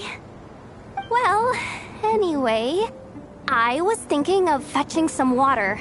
There's gotta be a source around here somewhere. I suggest everyone finds someplace comfortable to take a rest. We gotta conserve our energy. Even though all this chess malarkey doesn't exist in a physical sense, mentally speaking, it's all real. And so is our tiredness and fatigue. You don't want to dismiss mental fatigue. Just because it isn't physical doesn't mean it's any less serious. But anyway, I got your backs, so don't worry about a thing. Don't I have the best employees? Jealous much? If we can find a suitable time, I'd love to borrow Yehoda for a day to help out at the Frost Moon Scions. Would you be amenable to that, Boss Nefer? Oh, Lauma. Have I ever told you just how pretty you are? Beauty runs from the tips of your antlers to the depths of your imagination. Time to rally, everyone. Follow me. As we continue our journey, the same rules will apply. That means stay focused and no talking no matter what we encounter. And don't disturb the chess pieces. You have my word that I will get us all out of here.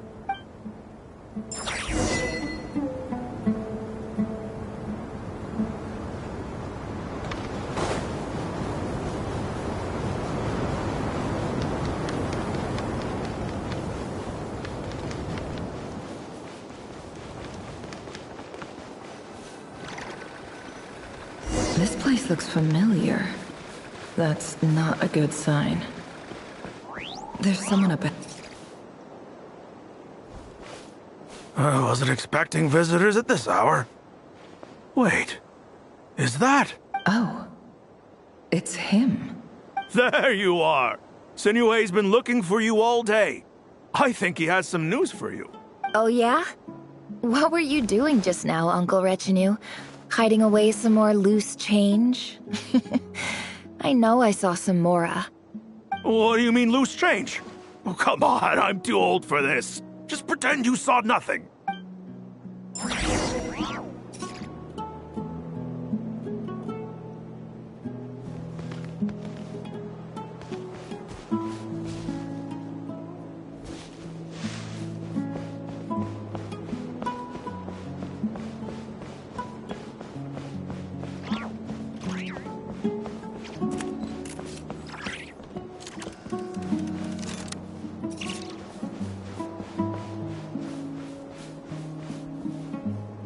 Hey, kid. Mind telling me what Sinnohe's been up to recently? I'm trying to get in his good books and I need a way in. Get in his good books? Why? What do you want with my dad, Uncle Apepi? I've written a new song. I was hoping to showcase it at the next festival, but I'll need his approval. A new song, huh? I'd love to stay and listen, but unfortunately, Uncle Retinue says my dad's looking for me. Well, there's plenty of time and I'm not going anywhere. See that pile of stones? I'll be sitting there warming up my vocal cords. Pile of stones. Got it.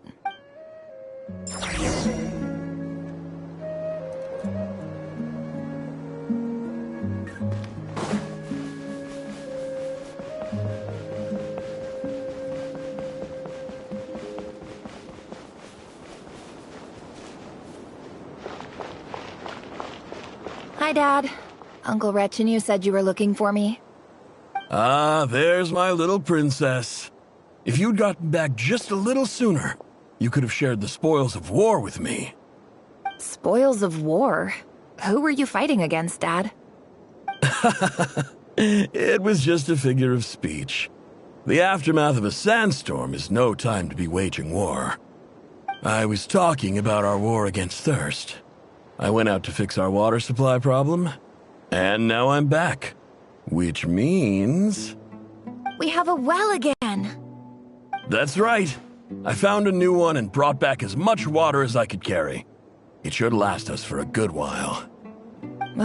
If it wasn't for these blasted sandstorms, our wells wouldn't be caving in. You wouldn't be spending all your time out searching for new water sources. As the chief of our tribe, I'm supposed to be leading us out of hardship and poverty, onto better things. You know how prosperous our ancestors were. I've told you all the stories. And look at us now, squeezed into these hovels. No one would choose this, if it wasn't for the endless wars over the years. But things are looking up. I started working with some folks from the academia a few months back. They gave me some contacts in return for my assistance in the desert.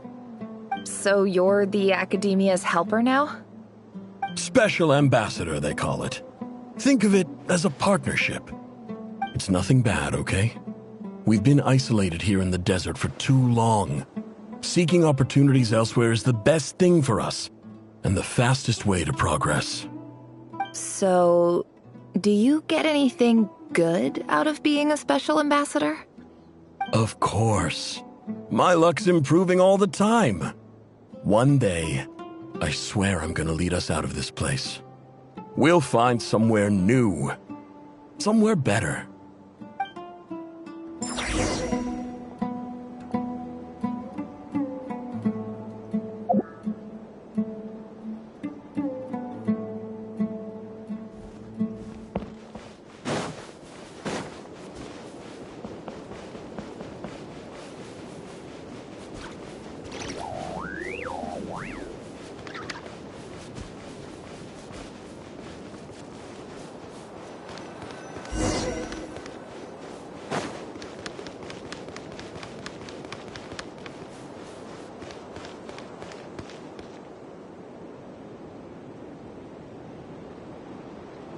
That's our well, and you know it!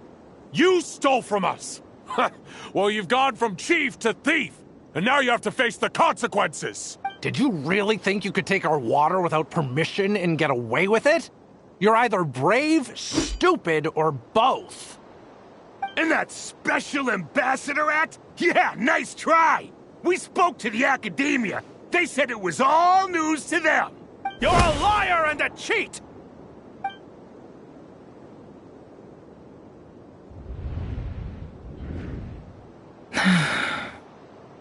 heard Yehuda gasp, but I don't blame her. Most people are terrified by the sight of blood. Corpses strewn across the ground. The wounds are clearly from scimitars and daggers. The desert dwellers' weapons of choice. There's a handwritten note on the ground. Let's see what it says. Halil, this is Sinuhe, chief of the Shimti tribe. Surely you remember me. I was the one who helped you and your colleagues avoid the quicksand in the desert. This is my second time writing to you. I assume my last letter must have gotten lost in the mail, as I didn't receive a reply. I hope this one makes it to you safely. I'm writing to you because I need some help. That sandstorm the other day completely blocked up our well, forcing me to look for another water source in Iab and Unut territory. It was a matter of survival. Praise the gods. The well of the Iab tribe was intact. It was my last resort. I drew what water I could and left, but not without being spotted. I fear they will retaliate. You told me to write to you if I ever needed help. You said you'd be my ally in the academia.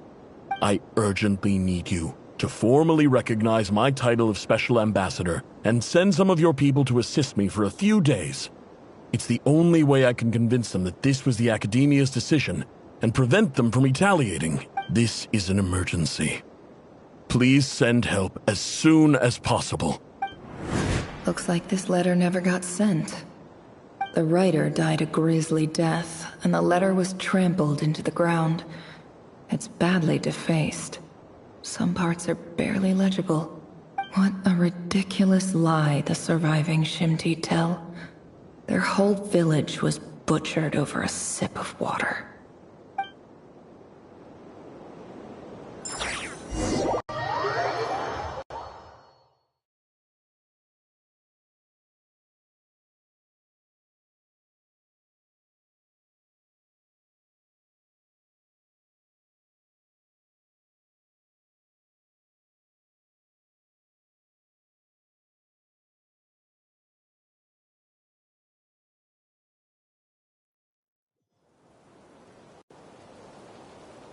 Ah, officer. Welcome. Welcome to our humble village. I thought you would at least have the courtesy to provide some respectable libations. This is the finest wine Aru village has to offer. I promise.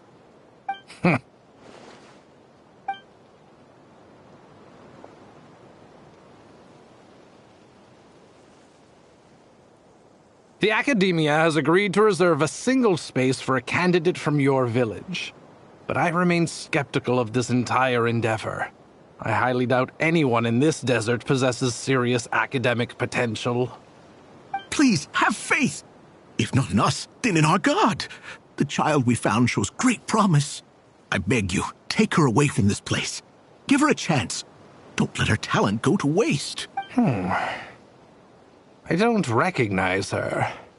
New arrival? She showed up here a few days ago and we took her in. She's a really bright kid.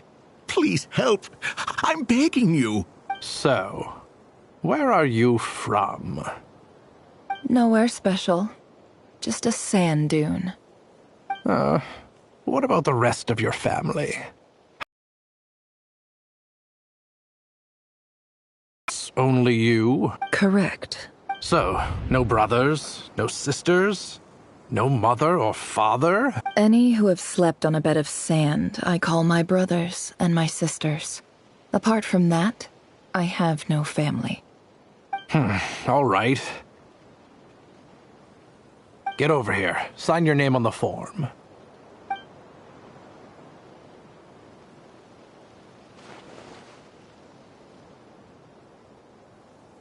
Never?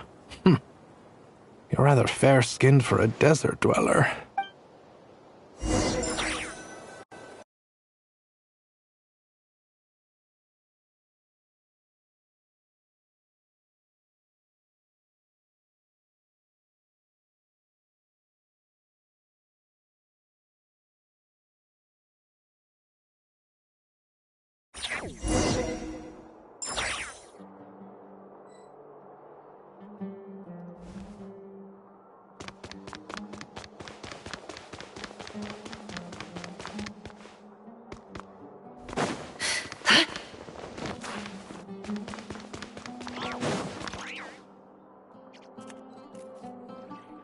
Nefer, this term's assignments have been issued already. Please read through the materials thoroughly, conduct your own additional research, and then write an essay. Yes, Professor, I'm aware. I just had a couple more questions I wanted to get your perspective on. Oh? Please, ask away. Well, I saw the other students' problem sheets, and I couldn't help but notice that my assignment is much easier than theirs. Do you really think I'm a weak student? A weak student? Goodness, no. Quite the opposite. You have a sharp mind. Almost too sharp. I think what you're saying is, a weak student wouldn't have noticed the discrepancy. And if they did, they certainly wouldn't complain about the lighter workload. You see, sharp as they come. You see things the way they are. And I'm sure you know why they're like that. Because of where I come from. Because I'm different. I'm sorry, Nefer. I don't like it any more than you do. It's just... Anyway, you said you had a couple of questions? What's the other one? I wanted to check... If someone sent me a letter to the academia, where do I go to collect it? Ah, your family wrote to you. As long as they put your name on the envelope, someone should hand it right to you. Not exactly. It's not even a recent letter. I was just curious where the mail would end up if no one collects it. The House of Dana, I expect. I know there's a box for unclaimed mail somewhere in there, probably sitting on a shelf. Whatever you're looking for, that'd be the place to start. Okay, got it.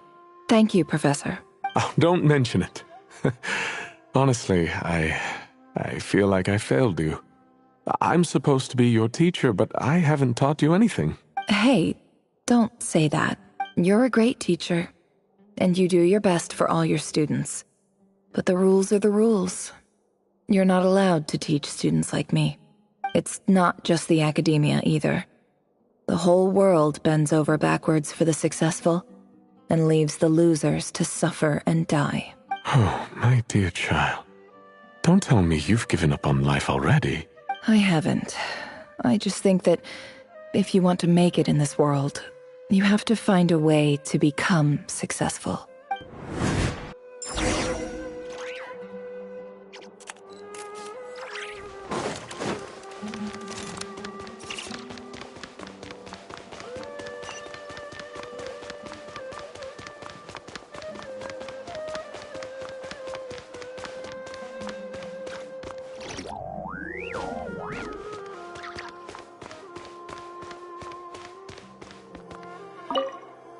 This must be it. A big cardboard box full of unclaimed mail. And probably some letters that ended up here by mistake, too. Let's take a look.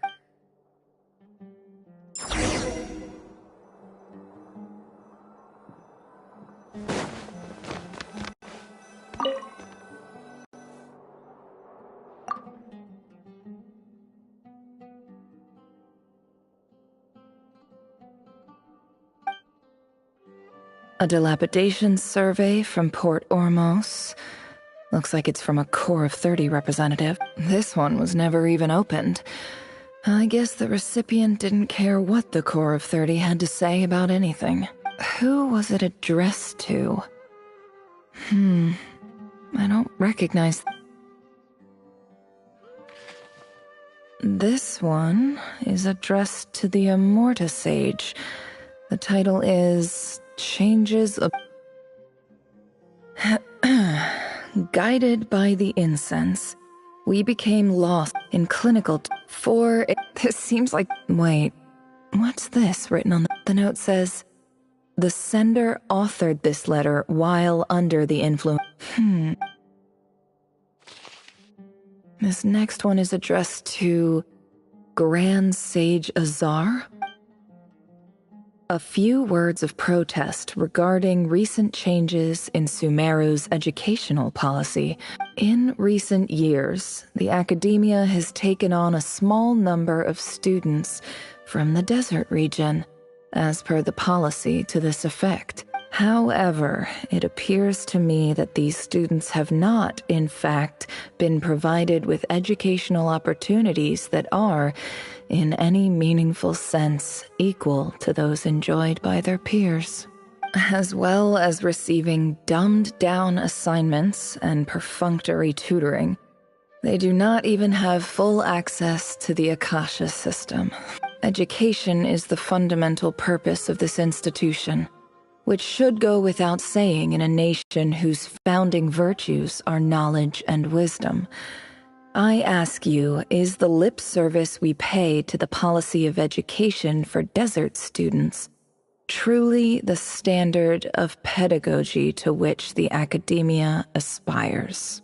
As Grand Sage, policy decisions are your prerogative, but do not forget your roots. You and I were once students too, as was everyone else in this institution. I do hope you will give some serious attention to this matter. I encourage you to discuss issues like this with myself and others, and listen to some alternative opinions. Great letter. Shame it didn't get to where it needed to go. And the sender is... Huh? Sage Cyrus of Spontamod. I didn't realize anyone else even knew how bad students like me have it in this place. So this is where letters from the Sage of Spontamod end up? Nice one, Grand Sage. Really enlightened leadership. Whatever. This isn't what I can... I'm not exactly holding out hope that a letter said... I can't believe how much discarded... I don't believe for 1 second that any... Wait. Could this be it?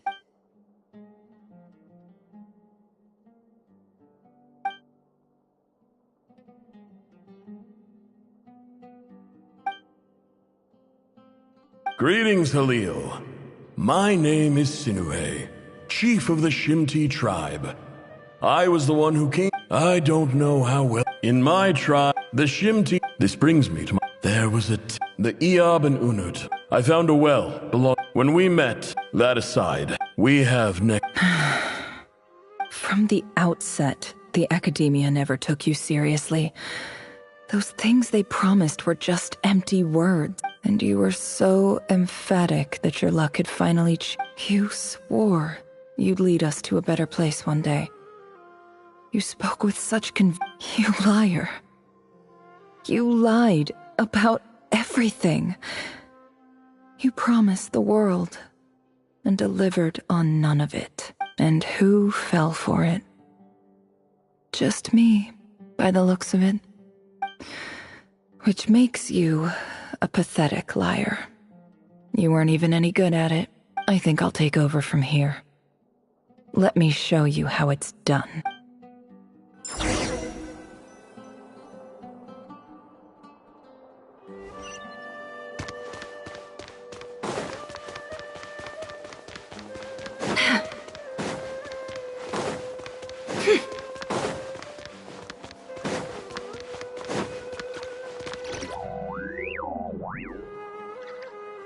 I just came to say goodbye. Thanks for everything you've done for me in my time here. Nefer? You packed your bags. Where are you going? I'm quitting. Something's come up in my hometown. Gonna head back and deal with it. Huh? But this was a hard-won opportunity for you. You know that better than I do. It was. But it doesn't matter. I have more important things to deal with, and they can't wait. Oh, and I didn't want to overfill my bags, so I left some incense on your desk. What's wrong? I thought you liked incense. Although, I did read somewhere in the House of Dana that it has hallucinogenic effects. Don't use it all at once. Isn't this the stuff you brought from your hometown? You're just letting me have it? But you said it's a rare and valuable commodity. Yeah, about that. I lied. It's not rare at all. There's this bunch of ruins near my hometown that are practically overgrown with this plant. It's not worth much. Keep it. It's fine. But Nefer... All right. That's all from me. You take care.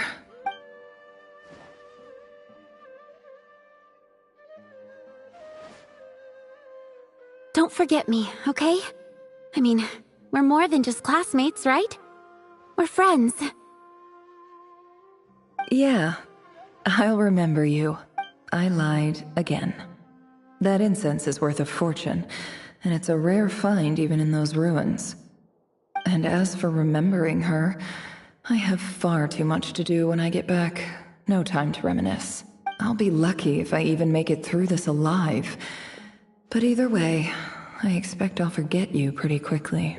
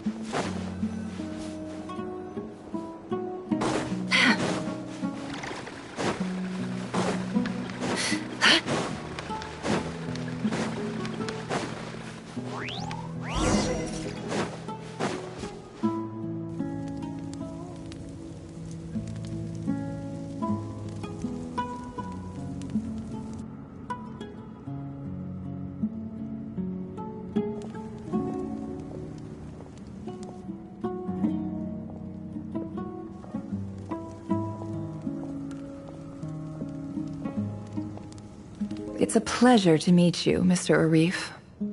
So, what does the Academia want? Since they've sent their special ambassador, I assume there's a big business deal. Please, sir, lower your... The ever-shifting... Huh. So... This well is... You're not wrong. Of course not. Records uncovered by... I checked the map... 50 million? No, wait. If these ruins are as important as you say... Don't get we know far...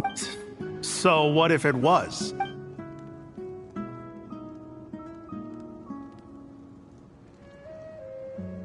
Don't worry. I hope I am... And I hope your words are the truth. If I find out the Academia is...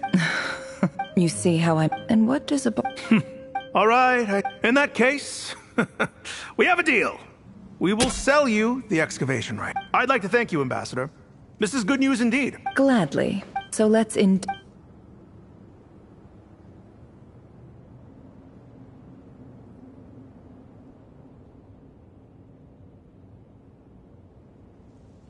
Chief! Chief, it's an emergency! It's the Unut. They've... What? Well, don't just stand... Yes, Chief. I have every... Well, what is it? The Unuts were...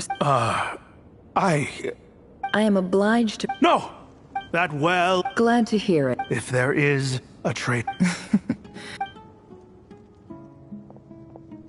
Wow. All it took was a few words and I've... around my finger. So, in summary... The Eab, so let me... Kill them all. Precisely, at the same time. We have our own... Right. Natural. Weren't the Eab... Let me be clear. Say no. Good. You see...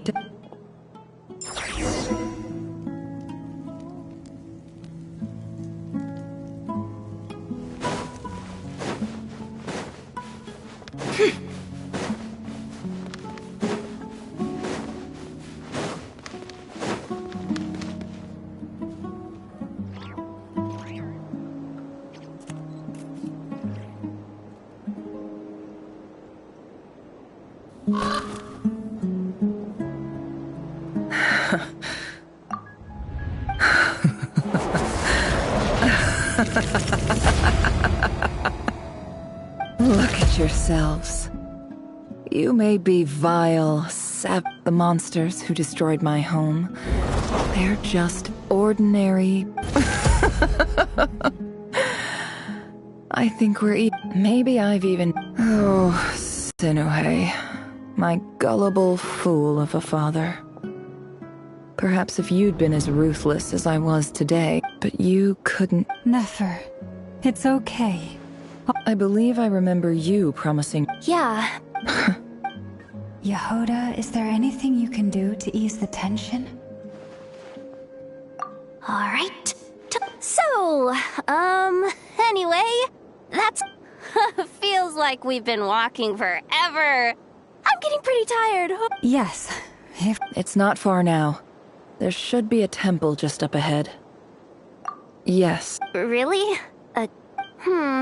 I guess that's how things go in the desert. Desert dwellers can never escape their destiny. You mentioned... My big... Ah. I didn't know you were... I'm no expert in the history of... Sounds impressive. Oh, I know who you mean. General... That's Bob. Sino's hardly a figure of... What about him? Well, he's not a... Please, this is the... Thanks for your patience.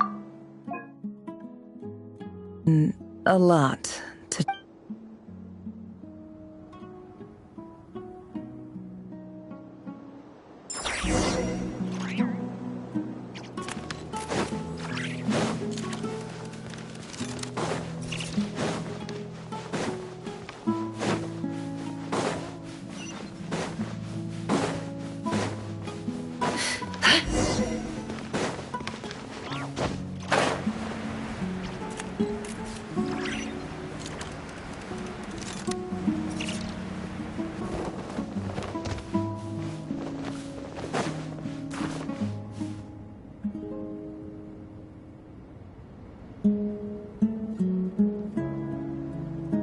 Uh-oh. I'm totally out of my depth here. I don't have the... I want to do the... A statue with the head... That's Thoth, the Ibis King. One of the 7 pillars... Let's take a look.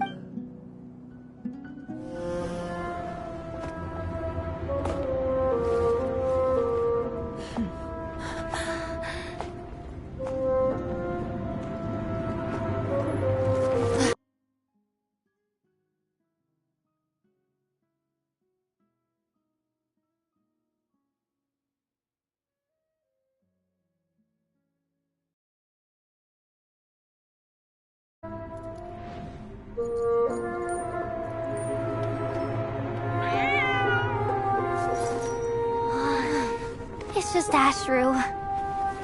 So, all is well?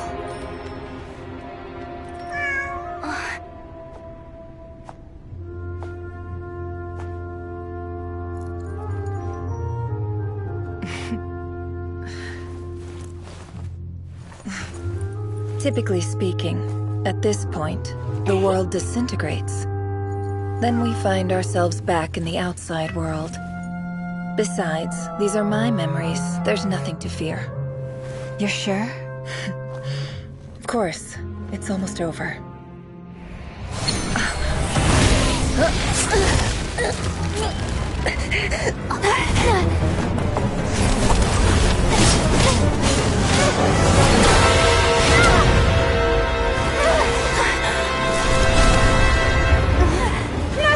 Hold on!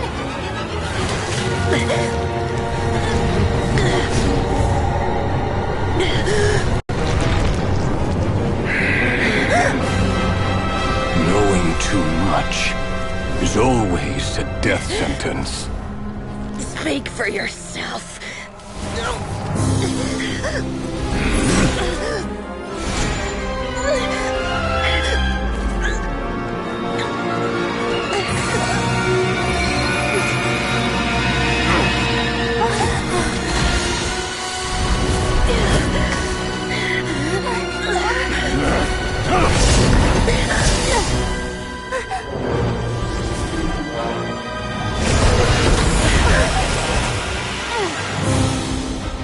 How repulsive.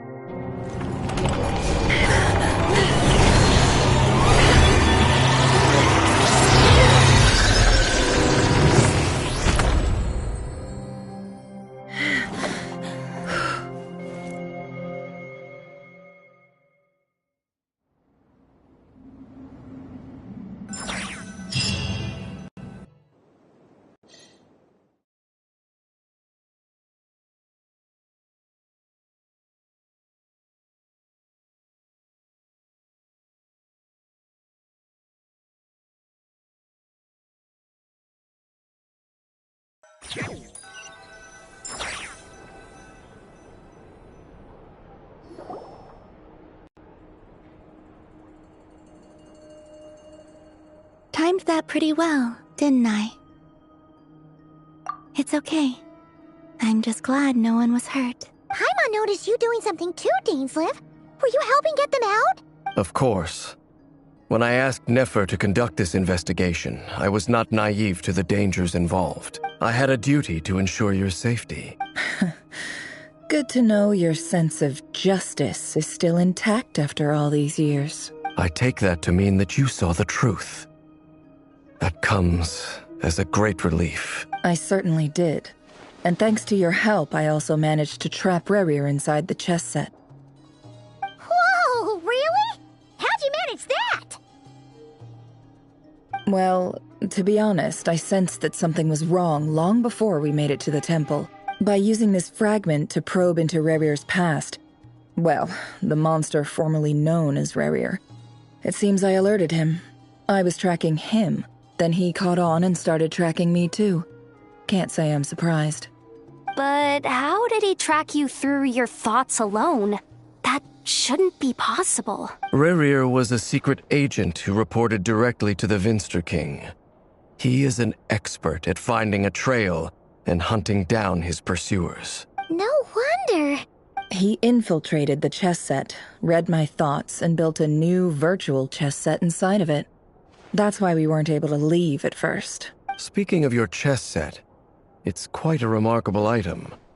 Would I be right in thinking you have some connection to King Deshret? You overestimate me. I only have a connection with one of his underlings, the Ibis King.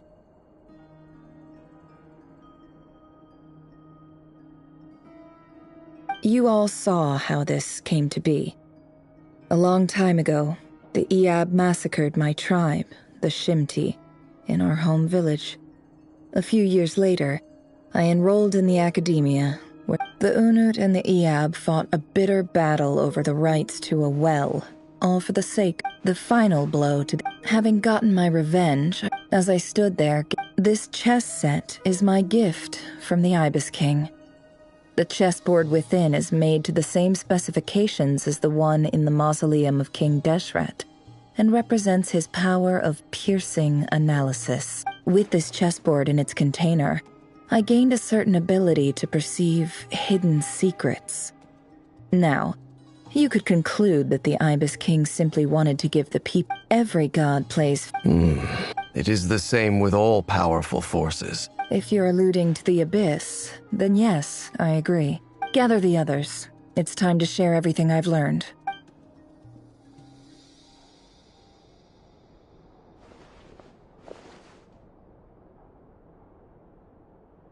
Thank you all for being here.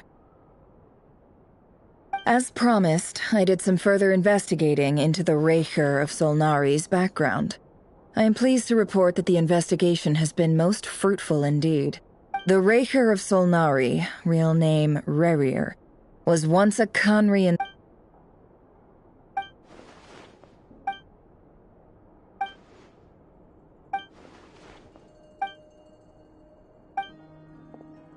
So that's why he's so obsessed with the moon.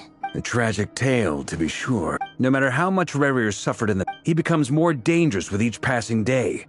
If left unchecked, it is simply a matter of time before all of Tevat's... A question for Miss Columbina. Forgive me if this is presumptuous, but have you ever... Never. Miss Lama? In the lore of the Frost Moon, the term Moongate is one I have heard before. Then back to Miss Columbina. Not at this stage. But there's... Yes, and right now... I agree. Better to save your strength. But if you'll humor me for a moment, I have a bold conjecture of my own regarding the world. I highly suspect with the abyssal power he wields, no ordinary foe can touch him, let alone tear him to shreds. And yet... So your theory is that Rerir was physically torn to shreds by some powerful force? Hence... Makes sense to me. Explains why the wild hunt is so pervasive. Without the power of the Abyss on his side, he almost certainly would have perished. I could not agree more. It is a compelling This raises some interesting questions. That being said... My pleasure, Mr. Albert. Hey! What is it, Dainsleif? You look really upset! It's just... when I think of the man I once... The two of you used to be friends, didn't you?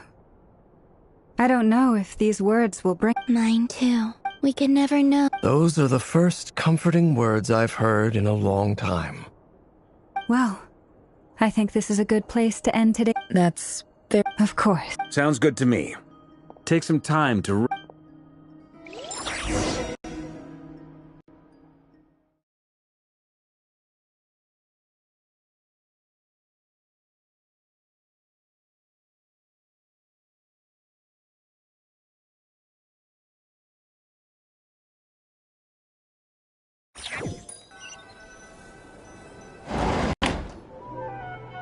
Hey. Why not? If it's all the same...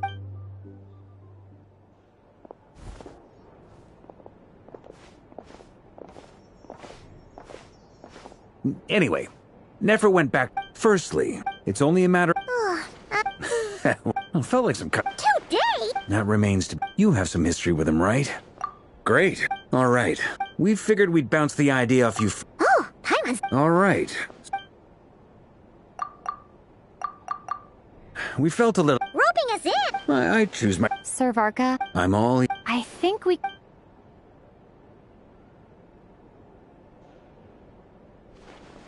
I see your point. To be clear, I want to do everything within my... Well, that... As in... Of course... Thank you, sir. I should be the one...